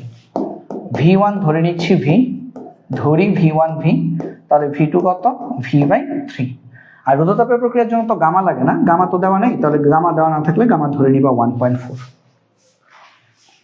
দেওয়া না থাকলে 1.4। তাহলে এখন দেখো সুন্দর করে খচখচ করে VV কাটা যায়, এই যে V এবং V কাটা, তাহলে VV যদি কেটে ফেলো তাহলে তোমার কত আসবে, আবার 300-কে 3 দিয়ে কাটা যায়, তাহলে T2 আমাদের আসবে 100 কেলভিন। তাহলে সুতরাং ডেলটি কত, তাপমাত্রা পরিবর্তন কত আসবে, T2 মাইনাস T1। T2 হচ্ছে আমাদের 100 মাইনাস T1 কত, T1 হচ্ছে 300 সমান হচ্ছে মাইনাসে 200। তা আমি এত কিছু না লিখে, এগুলো তো ডাটা তোমরা জানোই, তাহলে সমান ডাইরেক্ট লিখে ফেলি -200 কেলভিন, -200 কেলভিন। ঠিক আছে, এটা হচ্ছে একটা পার্থক্য গেল। তাহলে তোমরা এটাকে ডিগ্রি সেলসিয়াসে নিতে পারো, সমান -200°C, একই কথা। আর এটার জন্য কত আসবে, এটার জন্য T2 কত আসবে, T2 সমান V1/V2 to the power gamma minus 1 into T1। তো আমরা যদি মান সব যদি বসিয়ে দিই, এগুলো তোমরা নিজ দায়িত্বে বাসায় বসায় নিবা।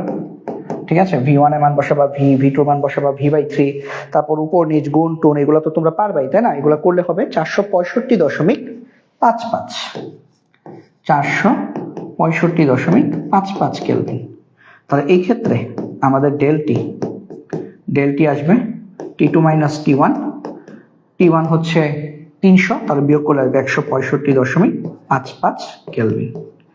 ঠিক আছে, বা 165.55°C। আর এটাও তাহলে লিখে ফেলি, যেহেতু এটার জন্য লিখছি, তাহলে এটা আসবে আমাদের সমান -200°C। তাহলে যখন পরিবর্তনটা ধীরে ধীরে হবে, হ্যাঁ পরিবর্তনটা যখন ধীরে ধীরে হচ্ছিল তখন হচ্ছে আমাদের তাপমাত্রা পরিবর্তন ছিল -200°C, আর পরিবর্তনটা যখন -200 দিয়ে কি বোঝাইছে, পরিবর্তন যখন ধীরে ধীরে হয় তখন সে মানে চূড়ান্ত তাপমাত্রাটা হ্রাস পেয়েছে, 200°C কমে গেছে। আর যখন পরিবর্তনটা আকস্মিকভাবে হয়েছিল রুদ্ধতাপীয় প্রক্রিয়া, তখন হচ্ছে আমাদের চূড়ান্ত তাপমাত্রাটা বৃদ্ধি পেয়েছে। ঠিক আছে, মাইনাস দিয়ে হ্রাস আর প্লাস দিয়ে বৃদ্ধি। পরের ম্যাথটা দেখো,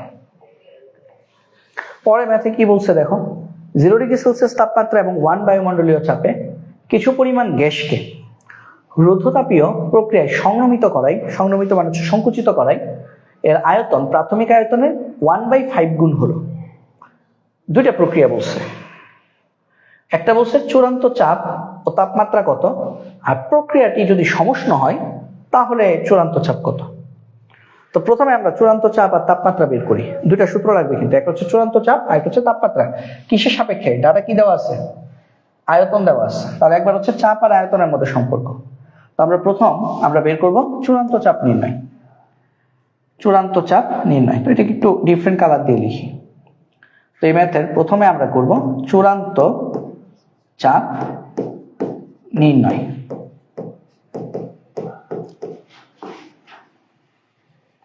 চূড়ান্ত চাপ নির্ণয়, তো যেহেতু রুদ্ধতাপীয় প্রক্রিয়া এবং চূড়ান্ত চাপ মানে পি বের করবা, আয়তন দেওয়া আছে, তাহলে সূত্রটা কি হবে? P1 V1 to the power gamma সমান P2 V2 to the power gamma, বা চূড়ান্ত চাপ P2 সমান V1 by V2 to the power gamma into P1।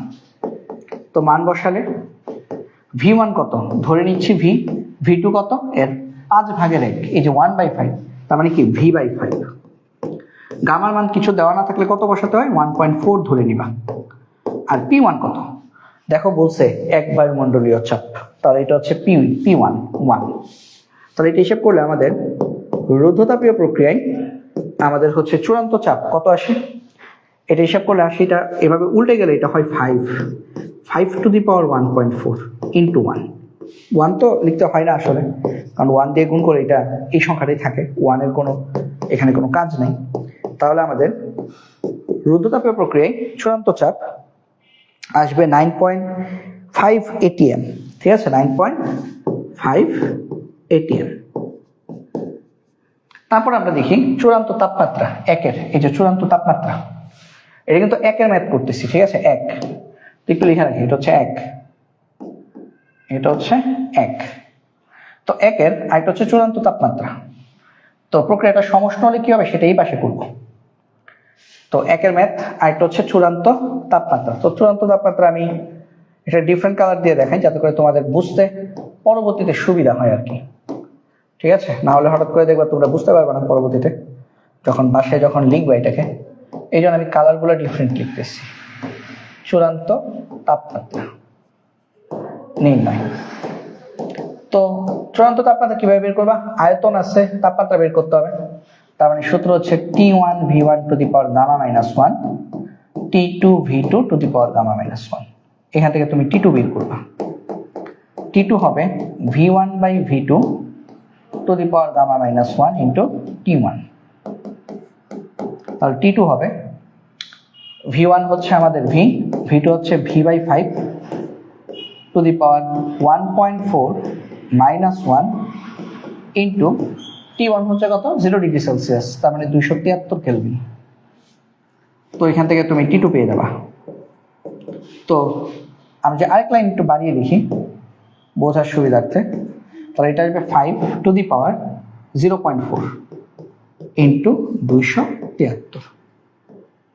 তাহলে চূড়ান্ত তাপমাত্রা পাচ্ছ তুমি 1 নম্বর প্রশ্নের উত্তর হিসেবে 519.6 কেলভিন, 519.6 কেলভিন 6। তো এটাকে যদি ডিগ্রি সেলসিয়াসে নাও, এটা থেকে 273 বিয়োগ করবা, 273 বিয়োগ করলে এটা আসবে 246.6 ডিগ্রি সেলসিয়াস। শেষ হলো 1। এখন আসলে আমরা 2 করি। 2 এর জন্য বলছে যদি প্রক্রিয়াটা এই সমস্ত প্রক্রিয়া যদি সমষ্ণ প্রক্রিয়া হয় তাহলে চূড়ান্ত চাপ কত। তো সমষ্ণ প্রক্রিয়া হলে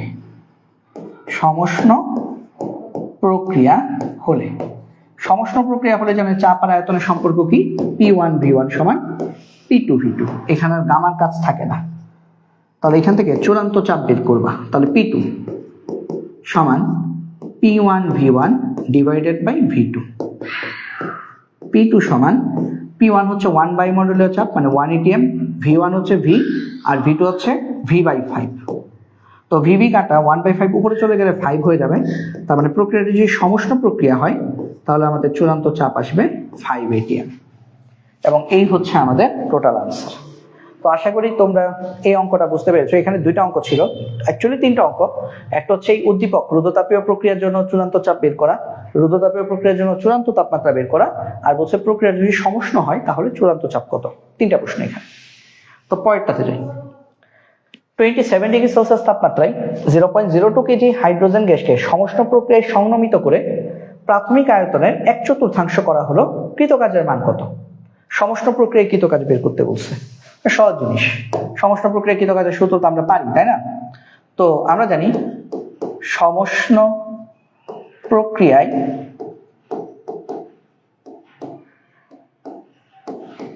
কৃতকাজ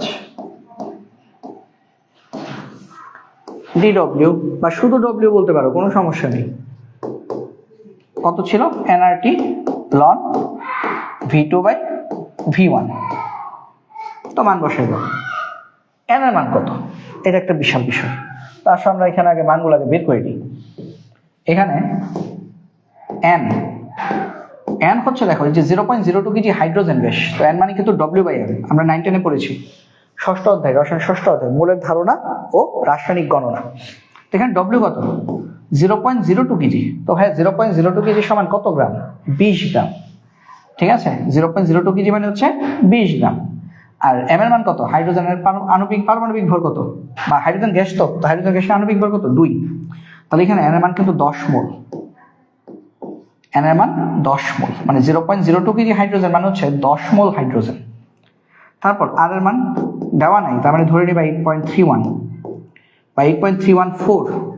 অ্যাকচুয়ালি টোটাল মান হচ্ছে 8.314, তাহলে টোটালটাই ধরি 8.314 জুল পার মোল পার কেলভিন। টি এর মান কত? টি এর মান হচ্ছে 27 ডিগ্রি সেলসিয়াস, তার মানে হচ্ছে 300 কেলভিন। তারপর বলছে প্রাথমিক আয়তনে 1/4 করা হয়েছে, তার মানে V1 যদি V ধরে নেই, তাহলে V2 কত? তার 1/4। V2 হচ্ছে V/4। এই তো, এখন এই মানগুলা বসাই দিলে তো অঙ্ক হয়ে গেল। তাহলে এই মানগুলো বসিয়ে দিলে এন এর মান হচ্ছে 10 মোল, আর এর মান হচ্ছে 8.314, টি এর মান হচ্ছে 300 ইন্টু লন V2 হচ্ছে V/4। V/4 এইভাবে লেখা যায়, আর V1 হচ্ছে 4। ঠিক আছে, এটা হচ্ছে V/4 আর V1 এর মান হচ্ছে V। এই তাহলে আমরা যদি কাটাকাটির আশ্রয় নেই, এটা কাটা যাবে, তাহলে বাকি যা থাকবে সেটা আনসার কত আসবে? বাকি যা থাকবে সেটা আনসার কত আসে, মানে বাকি জিনিসটা কি থাকবে? 10 ইন্টু 8.314 ইন্টু 300 লন 1/4, তাই তো? তো আমাদের সমষ্ণ প্রক্রিয়ায় কৃতকাজের মানটা কত আসে? সমষ্ণ প্রক্রিয়ায় কৃতকাজের মান আসবে -34,560 -34,560.3 জুল। এবং মাইনাস দিয়ে আসলে কি বুঝিয়েছে? মাইনাস দিয়ে আসলে বুঝিয়েছে যে এখানে পরিবেশ সিস্টেমের উপর কাজ করেছে। শেষ, এটাও শেষ। তারপর আসলে 127 ডিগ্রি সেলসিয়াস তাপমাত্রায় 1 গ্রাম অনুগ্যাস, ভাই 1 গ্রাম অনুগ্যাস মানে কি? 1 মোল গ্যাস। তো আমাকে এখানে দুইটা কথা বলছে, কৃতকাজ এবং শোষিত তাপের পরিমাণ নির্ণয় করো। কৃতকাজ এবং শোষিত তাপের পরিমাণ নির্ণয় করো। তো আমরা প্রথমে কৃতকাজটা বের করি, তারপর শোষিত তাপের কনসেপ্টটা আমরা একটু পরে দেখতেছি। ঠিক আছে, আচ্ছা। তাহলে দেখো, কৃতকাজ ও শোষিত তাপের পরিমাণ নির্ণয় করো। তো আমরা আগে ডাটাগুলো নিই। এখানে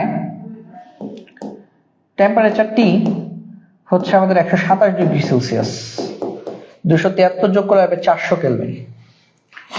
এন এর মান 1 গ্রাম অনুগ্যাস, তার মানে 1 মোল। আয়তন দ্বিগুণ করা হয়েছে, তার মানে V1 হচ্ছে V যদি ধরি, তাহলে আমাদের V2 কত আসবে? 2V। কৃতকাজ বের করতে বলছে, W। প্রথমে আমরা কৃতকাজ বের করি। তো প্রক্রিয়াটা কি? সমষ্ণ প্রক্রিয়া। আমরা জানি সমষ্ণ প্রক্রিয়ায়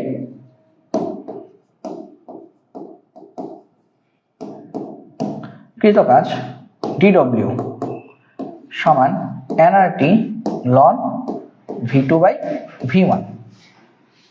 এন এর মান কত 1 মোল, আর এর মান কত 8.314, যেহেতু দেওয়া নাই ধরে নিবা। টি এর মান 400 কেলভিন, লন V2 হচ্ছে 2V, V1 হচ্ছে V। তো এটা হিসাব করলে কত আসে, VV কাটা যাবে, হিসাব করলে আসবে 2304 জুল। এখন আসলে শোষিত তাপ বের করি।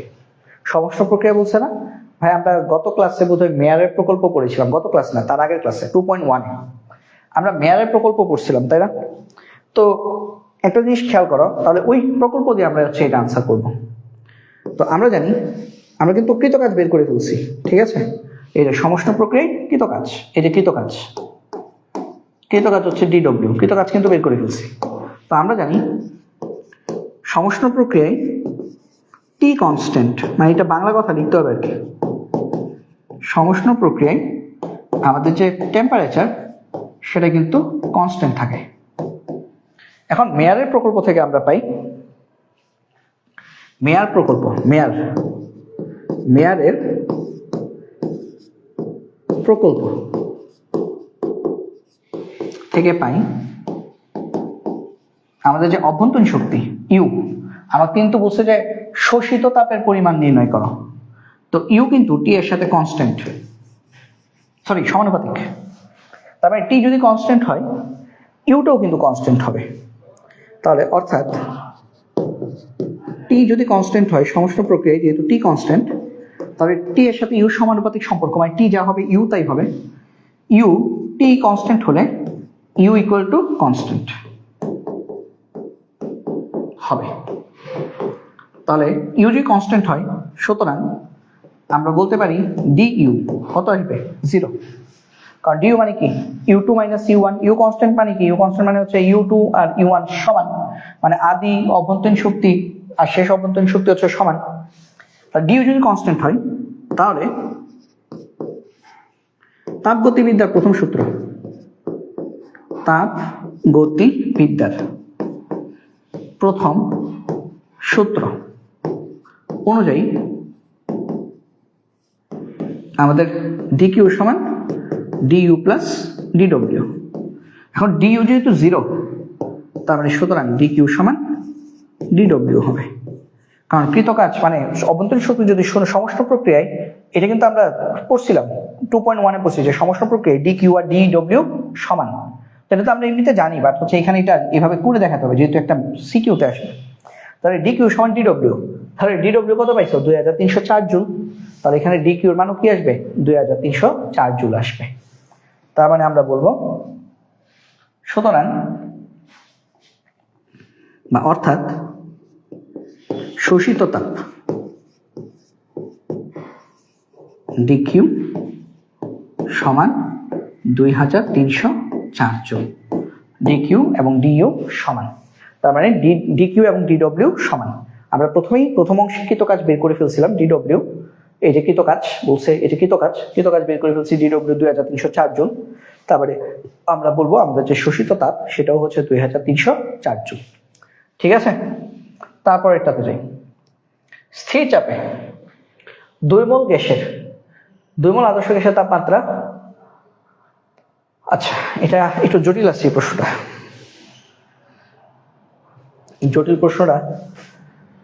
একটু পরে করাই। হ্যাঁ, এটা একটু পরে করাই, এটার আগে অন্যগুলা করাই ফেলি, তারপর এটাতে আসতেছি নাকি না করে ফেলি। কোথায় পরে আর এই খেলা আছে, পরে রেখে লাভ নেই। দেখো, পরে রেখে কোনো লাভ নেই, যা করাবো সাথে সাথে। স্থির চাপে 2 মোল আদর্শ গ্যাসের তাপমাত্রা 32 ডিগ্রি সেলসিয়াস থেকে 37 ডিগ্রি সেলসিয়াস করবো। তাহলে 32 থেকে 37 করবে, তাহলে কি তাপমাত্রা পরিবর্তন হচ্ছে, এটা কি ডেল টি বা ডিটি। 70 ক্যালোরি তাপ লাগে স্থির চাপে। মোলার আপেক্ষিক তাপ যেন কি সিপি, এখানে সিপি সিভির কনসেপ্ট আসছে। স্থির আয়তনে ওই একই পরিমাণ গ্যাসের তাপমাত্রা, একই পরিমাণ মানে কি 2 মোল গ্যাসের তাপমাত্রা একই পরিমাণ বৃদ্ধি করতে, মানে এখানেও তুমি 32 থেকে 37 বানাবা, কত জুল তাপ লাগবে। মানে স্থির চাপে যে ঘটনা ঘটাতে তোমার 70 ক্যালোরি তাপ লাগছে, স্থির আয়তনে ওই একই ঘটনা ঘটাতে তোমার কত জুল তাপ লাগবে সেটা বের করতে বলছে। তো এটা কিভাবে করবা? তো এটা আসো আমরা একটু দেখি কিভাবে করবা। তো আমি আগে লিখে নিই, একটা সূত্র আছে না, সিপি সমান ডিকিউ বাই এনডিটি। তো সেটার উপর আগে আমরা একটু আলোচনা করি। দেখো আমরা কিন্তু এখানে কোন কোন সূত্র লাগবে সেটা একটু লিখে নাও। একটা লাগবে সিপি সমান ডিকিউ বাই এনডিটি, আরেকটা সূত্র হচ্ছে আমাদের সিপি মাইনাস সিবি সমান আর। এই দুটা সূত্র হচ্ছে এখানে আমাদের লাগতেছে, ঠিক আছে? এই দুটা সূত্র দিয়ে আমরা ম্যাথটা করে ফেলতে পারবো। তো আমাদের এখানে কি কি দেওয়া আছে? এন এর মান দেওয়া আছে 2 মোল, এন এর মান দেওয়া আছে 2 মোল। তারপর ডিটি তাপমাত্রা পরিবর্তন কত, 32 থেকে 37 হয়েছে, তার মানে 37 মাইনাস 32, তার মানে হচ্ছে 5 ডিগ্রি সেলসিয়াস। আর আয়তনের পরিবর্তনটা জানো কি? আয়তনের পরিবর্তনের ক্ষেত্রে ডিগ্রি সেলসিয়াস যে কথা, কেলভিন একই কথা। তো 5 ডিগ্রি সেলসিয়াস মানে কি 5 কেলভিন, এখানে আর 273 যোগ করতে হবে না। আর কি দেওয়া আছে? 70 ক্যালোরি তাপ লাগে, তাহলে ডিকিউ 70 ক্যালোরি। এটাকে কিসে নিবা? জুলে নিবা। তো এই 70 ক্যালোরি এইবারটাকে তুমি যদি 4.2 দিয়ে গুণ দাও তাহলে চলে আসবে জুল, 294 জুল। তো এই ডাটাগুলো তোমাদের আছে, তোমাদের হাতে এই ডাটাগুলো আছে। আমাকে বের করতে বলছে কি স্থির আয়তনে মানে সিবি এর জন্য কত জুল তাপ লাগবে।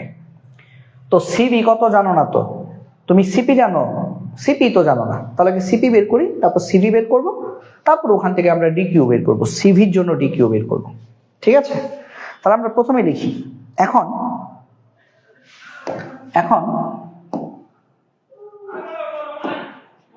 আমরা জানি সিপি সমান ডিকিউ বাই এনডিটি। তো এখান থেকে আমরা সিপি বের করে ফেলি। ডিকিউ কত? 294 জুল। এন কত? 2। ডিটি কত? 5। তো এটি হিসাব করলে আমাদের আসে, সুতরাং তো এটা সমান আমাদের আসে 29.4। এই মানটা হিসাব করলে আমাদের 29.4 আসে। আচ্ছা ঠিক করে দিই, 294 2 ইন্টু 5, তো হিসাব করলে আসে 29.4 জুল পার মোল পার কেলভিন। আচ্ছা জায়গা নেয় না, একটু চাপিয়ে দেখি তাহলে জায়গা নেবে। 29.4 জুল পার মোল পার কেলভিন, এটা হচ্ছে সিপি। আবার আমরা জানি সিপি মাইনাস সিবি সমান আর, তাহলে আমরা লিখি আবার সিপি মাইনাস সিবি সমান আর। আমার তো লাগবে স্থির আয়তনে কত জুল তাপ লাগবে, তাই না? সিবি লাগবে, তাহলে বা সিভি সমান কত? সিপি মাইনাস আর। তো সিপি কত? 29.4 মাইনাস আর কত? 8.31 বা 8.314, 8.31 লিখলাম ধরো।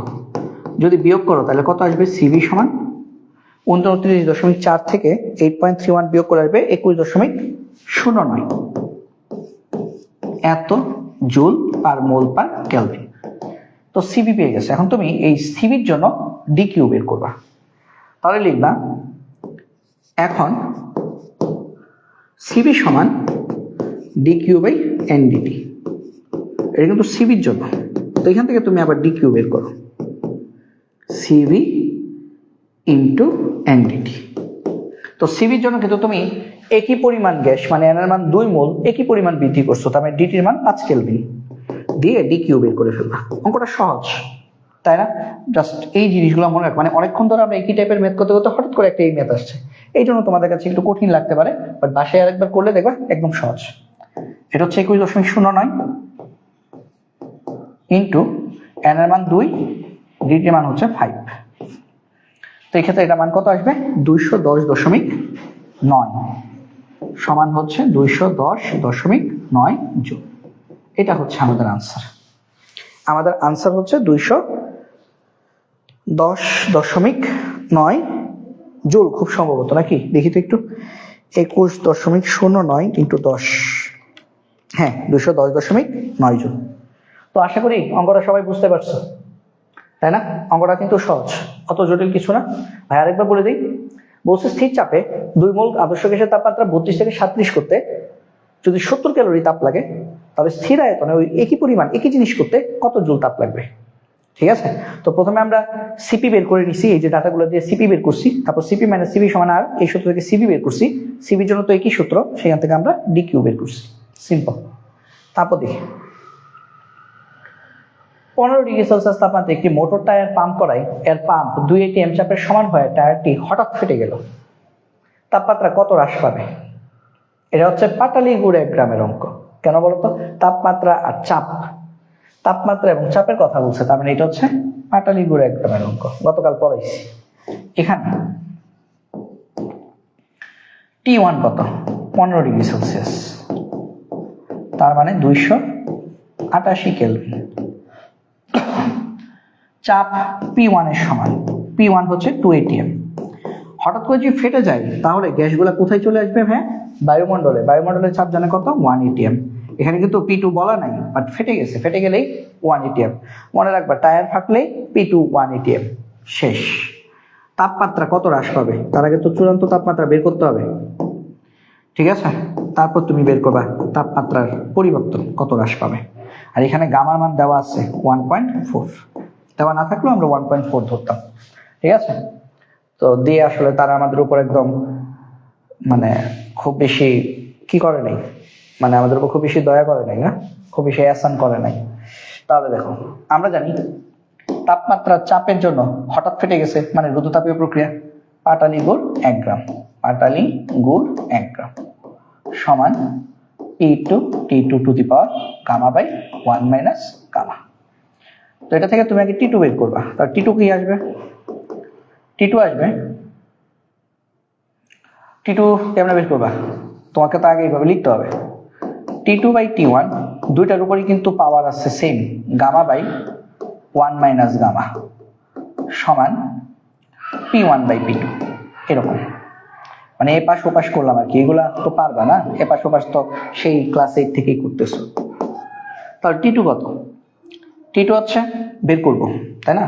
তাহলে এই পাওয়ারটা রেখা তো বের করা যাবে না, তাহলে পাওয়ারটাকে ওই পাশে কনভার্ট করে ফেলি, পাওয়ারটাকে ওই পাশে নিয়ে যাই। তাহলে পাওয়ার যদি T2 বাই T1 থেকে সরিয়ে P1 বাই P2 উপরে নিয়ে যাই, পাওয়ার যখন তুমি এক পাশ থেকে আরেক পাশে নিবা তখন উল্টে যায়, মানে এটা হয়ে যাবে 1 মাইনাস গামা বাই গামা। মানে ছিল কিন্তু গামা উপরে, এখন দেখো চলে আসছে গামা নিচে, কেন? কারণ সাইড চেঞ্জ করছো। তাহলে বা T2 সমান P1 by P2 to the power 1 minus gamma by gamma into T1। T2 সমান P1 হচ্ছে 2 ATM, P2 হচ্ছে 1 ATM to the power 1 minus গামার মান কত? 1.4 divided by 1.4 into T1। T1 কত? 288 কেলভিন। তো এটা আনসার কত আসে? এত কিছু করার পর এটা আনসার কত আসে দেখো তো একটু। 2 to the power 1 minus 1.4 divided by 1.4 into 288, 236.256, তাহলে 236.3 লিখে ফেলি। তো আমাকে কি বের করতে বলছে? কত হ্রাস পাবে। আচ্ছা, তো জায়গা তো খুব একটা হবে না, আমি এক কাজ করি, এখানে একটু বেড়া দিই, হ্যাঁ, বাঁশের বেড়া দিলাম। তাহলে আমাদের আসবে বা T2 সমান 236.3 কেলভিন। তাহলে সুতরাং ডেল টি সমান T2 মাইনাস T1। তো এই 236.3 থেকে 288 বিয়োগ করবা, বিয়োগ করলে আসবে মাইনাস 51.7 কেলভিন। তো পার্থক্যের ক্ষেত্রে কেলভিন যে কথা, ডিগ্রি সেলসিয়াস একই কথা, অর্থাৎ মাইনাস 51.7 ডিগ্রি সেলসিয়াস। তখন তুমি লিখে দিবা, যেহেতু হ্রাস বলছে বাংলা কথা লিখে দিবা, অর্থাৎ তাপমাত্রা যখন হ্রাস বলবা তখন আর মাইনাসটা দিতে হবে না, মাইনাস মানে বোঝাচ্ছে হ্রাস। 51.7 ডিগ্রি সেলসিয়াস হ্রাস পাবে। এই হচ্ছে আমাদের আনসার। তো আশা করি এটাও সবাই বুঝতে পেরেছি। ঠিক আছে, আনসার হবে 51.7 ডিগ্রি সেলসিয়াস হ্রাস পাবে। চলো পরের ম্যাথে যাই। এটা করবো না, এটা গত ক্লাসে করছি, সিপিসিবির অঙ্ক করছি না, এক পারমাণবিক গ্যাস। গত ক্লাসে হিলিয়ামের জন্য করছিলাম। তো এটা আনসারটা জাস্ট আমি লিখে দিই, মানে করবো না, তাও একটু করে দিই হালকা পাতলা। এক পারমাণবিক গ্যাস তো, তাহলে এখানে এক পারমাণবিক গ্যাসের জন্য আসলে গামার মান কত, 1.66 ধরে ম্যাথটা করে নিও। ঠিক আছে, আর 1.66 ধরে করে নিলে তুমি পাবা একটা সূত্র হবে সিপি মাইনাস সিবি সমান আর, তাহলে বা সিপি মাইনাস সিবি সমান 8.314। এটা হচ্ছে 1 নং সমীকরণ। আর আরেকটা সূত্র জানি কি, সিপি বাই সিবি সমান হচ্ছে গামা, গামার মান হচ্ছে 1.66। তাহলে এখান থেকে তুমি কিন্তু লিখতে পারো বা সিপি সমান 1.66 সিবি, এটাকে লিখতে পারো 2 নং সমীকরণ। তারপরে 2 নং এর সিপির মান 1 নং এ বসাবা, তাহলে তুমি সিবি পাবা। সিবি পেয়ে গেলে সিবির মান তুমি 1 অথবা 2 যে কোনো একটাতে বসাবো, ভাইয়া 2 বসাই, তাহলে তুমি সিপি পাবা। তো আনসারটা আমি লিখে দিই। এটার আনসার আসবে, সিপির মান আসবে, সিবি আসবে 12.6, এটার আনসার আসবে সিবি 12.6 জুল পার মোল পার কেলভিন। আর আমাদের যে সিপি আসবে 20.9 সামথিং আসে, তো 9 লিখলেই হয়, জুল পার মোল পার কেলভিন। এটা হচ্ছে আনসার। তো এটা আমি গত ক্লাসেই করাইছি, এই জন্য এটাকে আর ডিটেলস করাচ্ছি না, তাও অর্ধেক করেই ফেলছি, জাস্ট মান বসানো বাকি। ঠিক আছে, তারপর দেখো, রোধতাপীয় প্রক্রিয়ায় দেখা গেল কোনো গ্যাসের চাপ তার পরম তাপমাত্রা ত্রিঘাতের সমানুপাতিক। এটা একটা বোঝার মতো ম্যাথ। গ্যাসটির গামার মান কত? রোধতাপীয় প্রক্রিয়ায় দেখা গেছে কোনো গ্যাসের চাপ পরম তাপমাত্রার ত্রিঘাতের সমানুপাতিক। ত্রিঘাত মানে কি? কিউব। তো আমরা এইভাবে লিখবো, এটা একটু বোঝার আছে, প্লাস এটা অনেকটা মুখস্থ টাইপের ম্যাথ আর কি, একটা প্রতিপাদন টাইপের ম্যাথ। এটা এখানে আমাদের বলছে যে রোধতাপীয় প্রক্রিয়ায় চাপ পি সমানুপাতিক কার? পরম তাপমাত্রার। কত? ত্রিঘাতের সমানুপাতিক। পি সমানুপাতিক টি কিউব, তাহলে এখান থেকে লিখতে পারো বা সমানুপাতিক তুলে দিলে একটা সমানুপাতিক ধ্রুবক কে আসে, পি সমান কে টি কিউব। ঠিক আছে, কে টি কিউব, এটাকে তুমি বললা 1 নং সমীকরণ। আবার তুমি চাপ আর তাপমাত্রার মধ্যে রোধতাপীয় প্রক্রিয়ার সম্পর্ক জানো, পাটালি গুড় 1 গ্রাম। তাহলে পাটালি গুড় 1 গ্রাম সমান কি? ধ্রুবক। এটাও কিন্তু তুমি জানো, পাটালি গুড় 1 গ্রাম সমান ধ্রুবক। এই জন্যই তো আমরা P1 T1 টু দি পাওয়ার এটা সমান P2 T টু দি পাওয়ার এটা লিখি, তাই না? ধ্রুবক বলে কিন্তু এটা লিখি। এটা হচ্ছে 2 নং সমীকরণ। এখন এই দুইটা সমীকরণ থেকে আমরা একটা কাজ করব, 1 নং থেকে পাই লিখব। 1 নং থেকে পাই, 1 নং থেকে ভাই আমরা কি পাই? পি সমান কেটি কিউব, তাহলে এখান থেকে আমরা কে এর মান বের করতে পারি, তাই না? বা পি বাই কে, তাহলে বা পি বাই কে সমান কিন্তু আমাদের কত? টি কিউব। এবং এটাকে তুমি লিখলা 3 নং সমীকরণ। মানে এটা অনেকটা মুখস্থ টাইপের ম্যাথ আর কি, এগুলো এডমিশনে ঢাকা ভার্সিটিতে আসে রিটেনে। 3 নং সমীকরণ। তাহলে এখন আমরা কাজ করব, আবার 2 নং থেকে পাই, 2 নং থেকে 4 নং সমীকরণ বের করব। 2 নং থেকে কি পাবো? এটা। তাহলে এখানেও পি বাই কে লিখবা, হ্যাঁ, আর দুইটাকে এইভাবে সাজাবা। তাহলে আবার এইভাবে লিখতে পারো, আবার 2 নং থেকে পাই, 2 নং থেকে পাই, 2 নংটা কি? PT to the power gamma by 1 minus gamma সমান কে। তাহলে এখান থেকে লিখতে পারো বা পি বাই কে সমান টিটা যদি ওইদিকে চলে যায় তাহলে কিন্তু 1 বাই হয়ে যাবে, 1 divided by T to the power gamma by 1 minus gamma. তো এটাকে তুমি দিতে পারো 4 নং সমীকরণ। এটা হচ্ছে তোমার 4 নং সমীকরণ। এখন 3 আর 4 এই দুটার মধ্যে দেখো বাম পাশ কি? পি বাই কে। তাহলে বাম পাশ সমান পি বাই কে, তাহলে কিন্তু ডান পাশও পরস্পর সমান হবে। তো এখন তাহলে আমরা লিখবো 3 নং ও 4 নং একত্র করে পাই, বা 3 ও 4 নং হতে পাই। এখন 3 আর 4 কেন বানাইছি আশা করি বুঝতে পারছো। 3 আর 4 দুইটার বাম পক্ষ সমান করার জন্য। কারণ আমার কি লাগবে বলতো, আমাকে বলছে কিন্তু গামার মান নির্ণয় করো, গামা বের করতে বলছে। তাহলে এখন 3 ও 4 নং হতে পাই, 3 ও 4 নং হতে পাই। আমাদের টি কিউব সমান 1 divided by T to the power gamma by 1 minus gamma. তো একটা কাজ করি আমরা, এটাকে ইনভার্স করে ফেলি, কারণ এটাকে ইনভার্স করা সহজ। তো টি কিউবকে যদি ইনভার্স করে লিখতে চাও উল্টে, তাহলে 1 বাই টি ইনভার্স 3 লেখা যায়। মানে 1 বাই টি ইনভার্স 3 মানে কিন্তু টি কিউব, আর এটা এরকমই থাক, T to the power gamma by 1 minus gamma. আমরা গামা বের করব। এখন দেখো, আমি যদি এখন বিপরীতকরণ করি, মানে উল্টে দিই, তাহলে কিন্তু আমরা লিখতে পারি টি ইনভার্স 3, এই পাশটাকে যদি বিপরীতকরণ করো, এই পাশটাও কিন্তু বিপরীতকরণ হয়ে যাবে, T to the power gamma by 1 minus gamma. তাহলে দেখো বেস সেম, বেস যদি সেম হয় তাহলে পাওয়ার সমান, -3 সমান গামা বাই 1 মাইনাস গামা। ঠিক আছে না? আচ্ছা, তাহলে দেখো তো আমরা এখান থেকে কি লিখতে পারি, আমরা লিখতে পারি বা আমাদের যদি আর যদি গুণ করো, তাহলে -3 ইন্টু 1 মাইনাস গামা সমান গামা। তাহলে বা -3 কে 1 দিয়ে গুণ করলে -3, মাইনাসে প্লাস 3 গামা সমান গামা। বা 3 গামা, গামা যদি এই পাশে চলে আসে মাইনাস গামা, -3 পাশে চলে গেলে প্লাসের 3, 2 গামা সমান 3। তাহলে আমাদের ফাইনালি গামার আনসার আসতেছে 3/2। এটাই হচ্ছে আমাদের নির্ণয় আনসার। তো এই ম্যাথটা তোমরা আসলে পিডিএফ দেখলেই বুঝে যাবে, এটা আসলে আমাদের ক্লাস দরকার নেই। তোমরা জাস্ট হচ্ছে মনে রাখবে, এটা 4 সমীকরণের একটা ম্যাথ। প্রথমে এই যে এখানে শুধু লেখা আছে চাপ পরম তাপমাত্রা ত্রিঘাতের সমানুপাতিক, এখান থেকে ম্যাথটা এভাবে করতে থাকবা, তাহলে হচ্ছে তোমার আনসার হয়ে যাবে।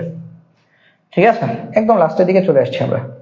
এই ম্যাথটা দেখো, এই ম্যাথটা গতকাল পড়ছি, শক্তির নিত্যতা ও তাপ শক্তি পড়ছিলাম না, যে আমাদের তাপ শক্তি কিউ সমান ইকে হতে পারে অথবা ইপি হতে পারে, বিভব শক্তি অথবা গতিশক্তি, সেটার আলোকে ম্যাথটা আসছে।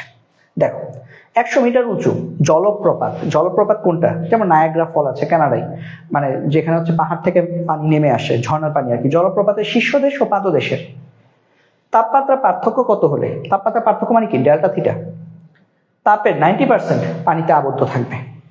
এখন দেখো 100 মিটার উঁচু না, উপর থেকে পড়তেছে না, তাহলে এখানে কি বিভব শক্তি।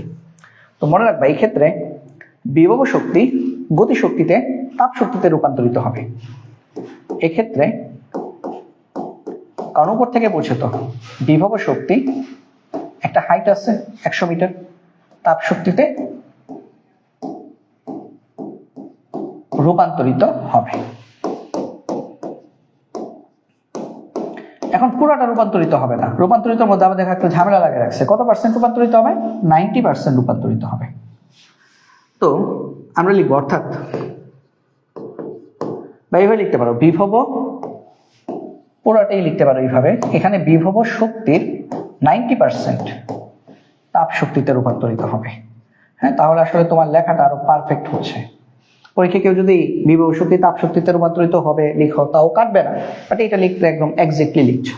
তাহলে বিভব শক্তি ইপি সমান কিউ তাপ শক্তি, বাট শুধু কিউ না, 90% কিউ। 90% মানে কি 0.9 থেকে দশমিকে আসলে 100 দিয়ে ভাগ করতে হয়, 90 কে 100 দিয়ে ভাগ করলে 0.9।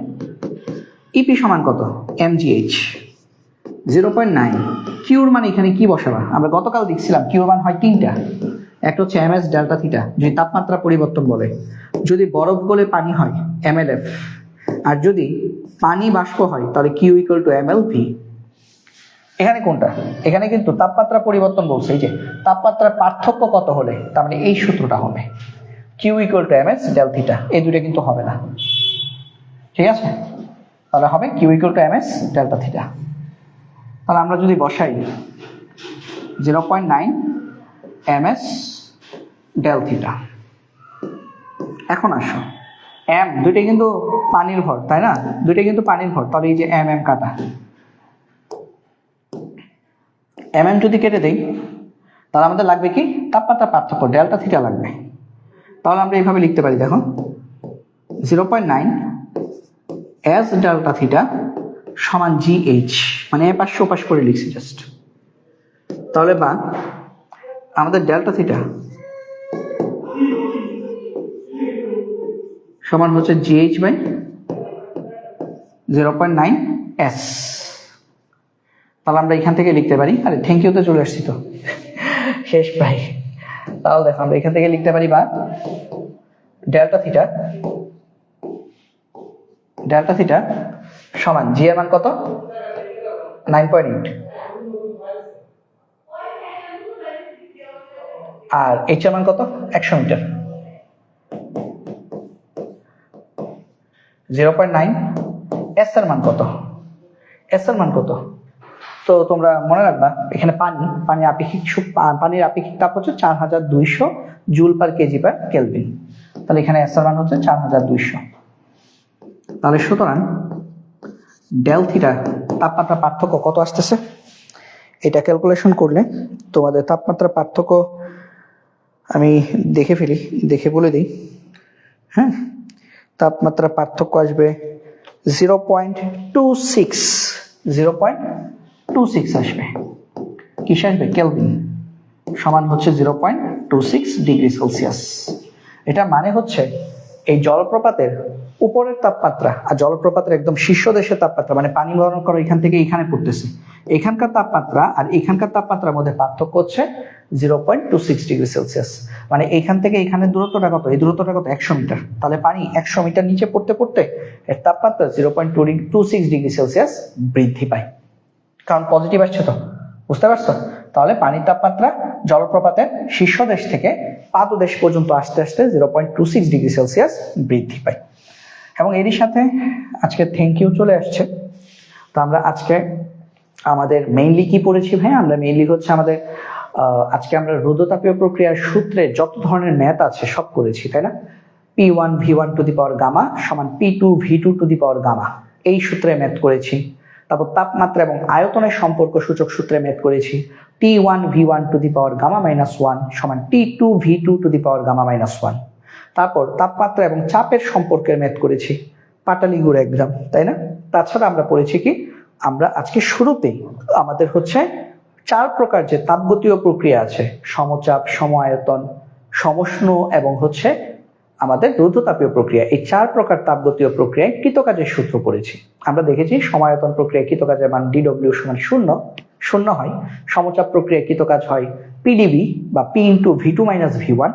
সমষ্ণ প্রক্রিয়ায় কৃতকাজের মান হয় nRT ln V2 by V1। আর রোধতাপীয় প্রক্রিয়ায় কৃতকাজের মান হয় nR divided by 1 minus gamma into T2 minus T1। তো এর মধ্যে সবচেয়ে বেশি ইম্পর্টেন্ট হচ্ছে সমষ্ণ প্রক্রিয়ায় কৃতকাজ আর রোধতাপীয় প্রক্রিয়ায় কৃতকাজ। এছাড়া আমরা হচ্ছে আজকে CPCBরও একটা আকর্ষণীয় ম্যাথ দেখেছি। আমরা একটা পর্যায়ে গিয়ে আমরা হচ্ছে জুল থেকে কিভাবে ক্যালোরি বা ক্যালোরি থেকে কিভাবে জুলে যেতে হয় এই বিষয়ে আমরা জেনেছি। ফাইনালি আমরা গতকালকের টপিকের একটা ম্যাথ করে শেষ করলাম, যেটা হচ্ছে শক্তির নিত্যতা ও তাপ শক্তি, কিভাবে বিভব শক্তি তাপের শক্তিতে রূপান্তরিত হয়, এই রিলেটেড একটা ম্যাথ কিন্তু আমরা করে ফেললাম। তো আজকে আমাদের এই পর্যন্তই। আগামীকাল ইনশাআল্লাহ একই টাইমে রাত 8টায় আমরা তাপগতিবিদ্যার পর্ব 4 নিয়ে তোমাদের কাছে হাজির হব, যেখানে আমরা আরো চমৎকার কিছু টপিক পড়বো, কিছু সূত্র পড়বো এবং সাথে সাথে কিছু ম্যাথ করব। তো সেই পর্যন্ত সবাই ভালো থাকো, সুস্থ থাকো। ধন্যবাদ সবাইকে। আল্লাহ হাফেজ।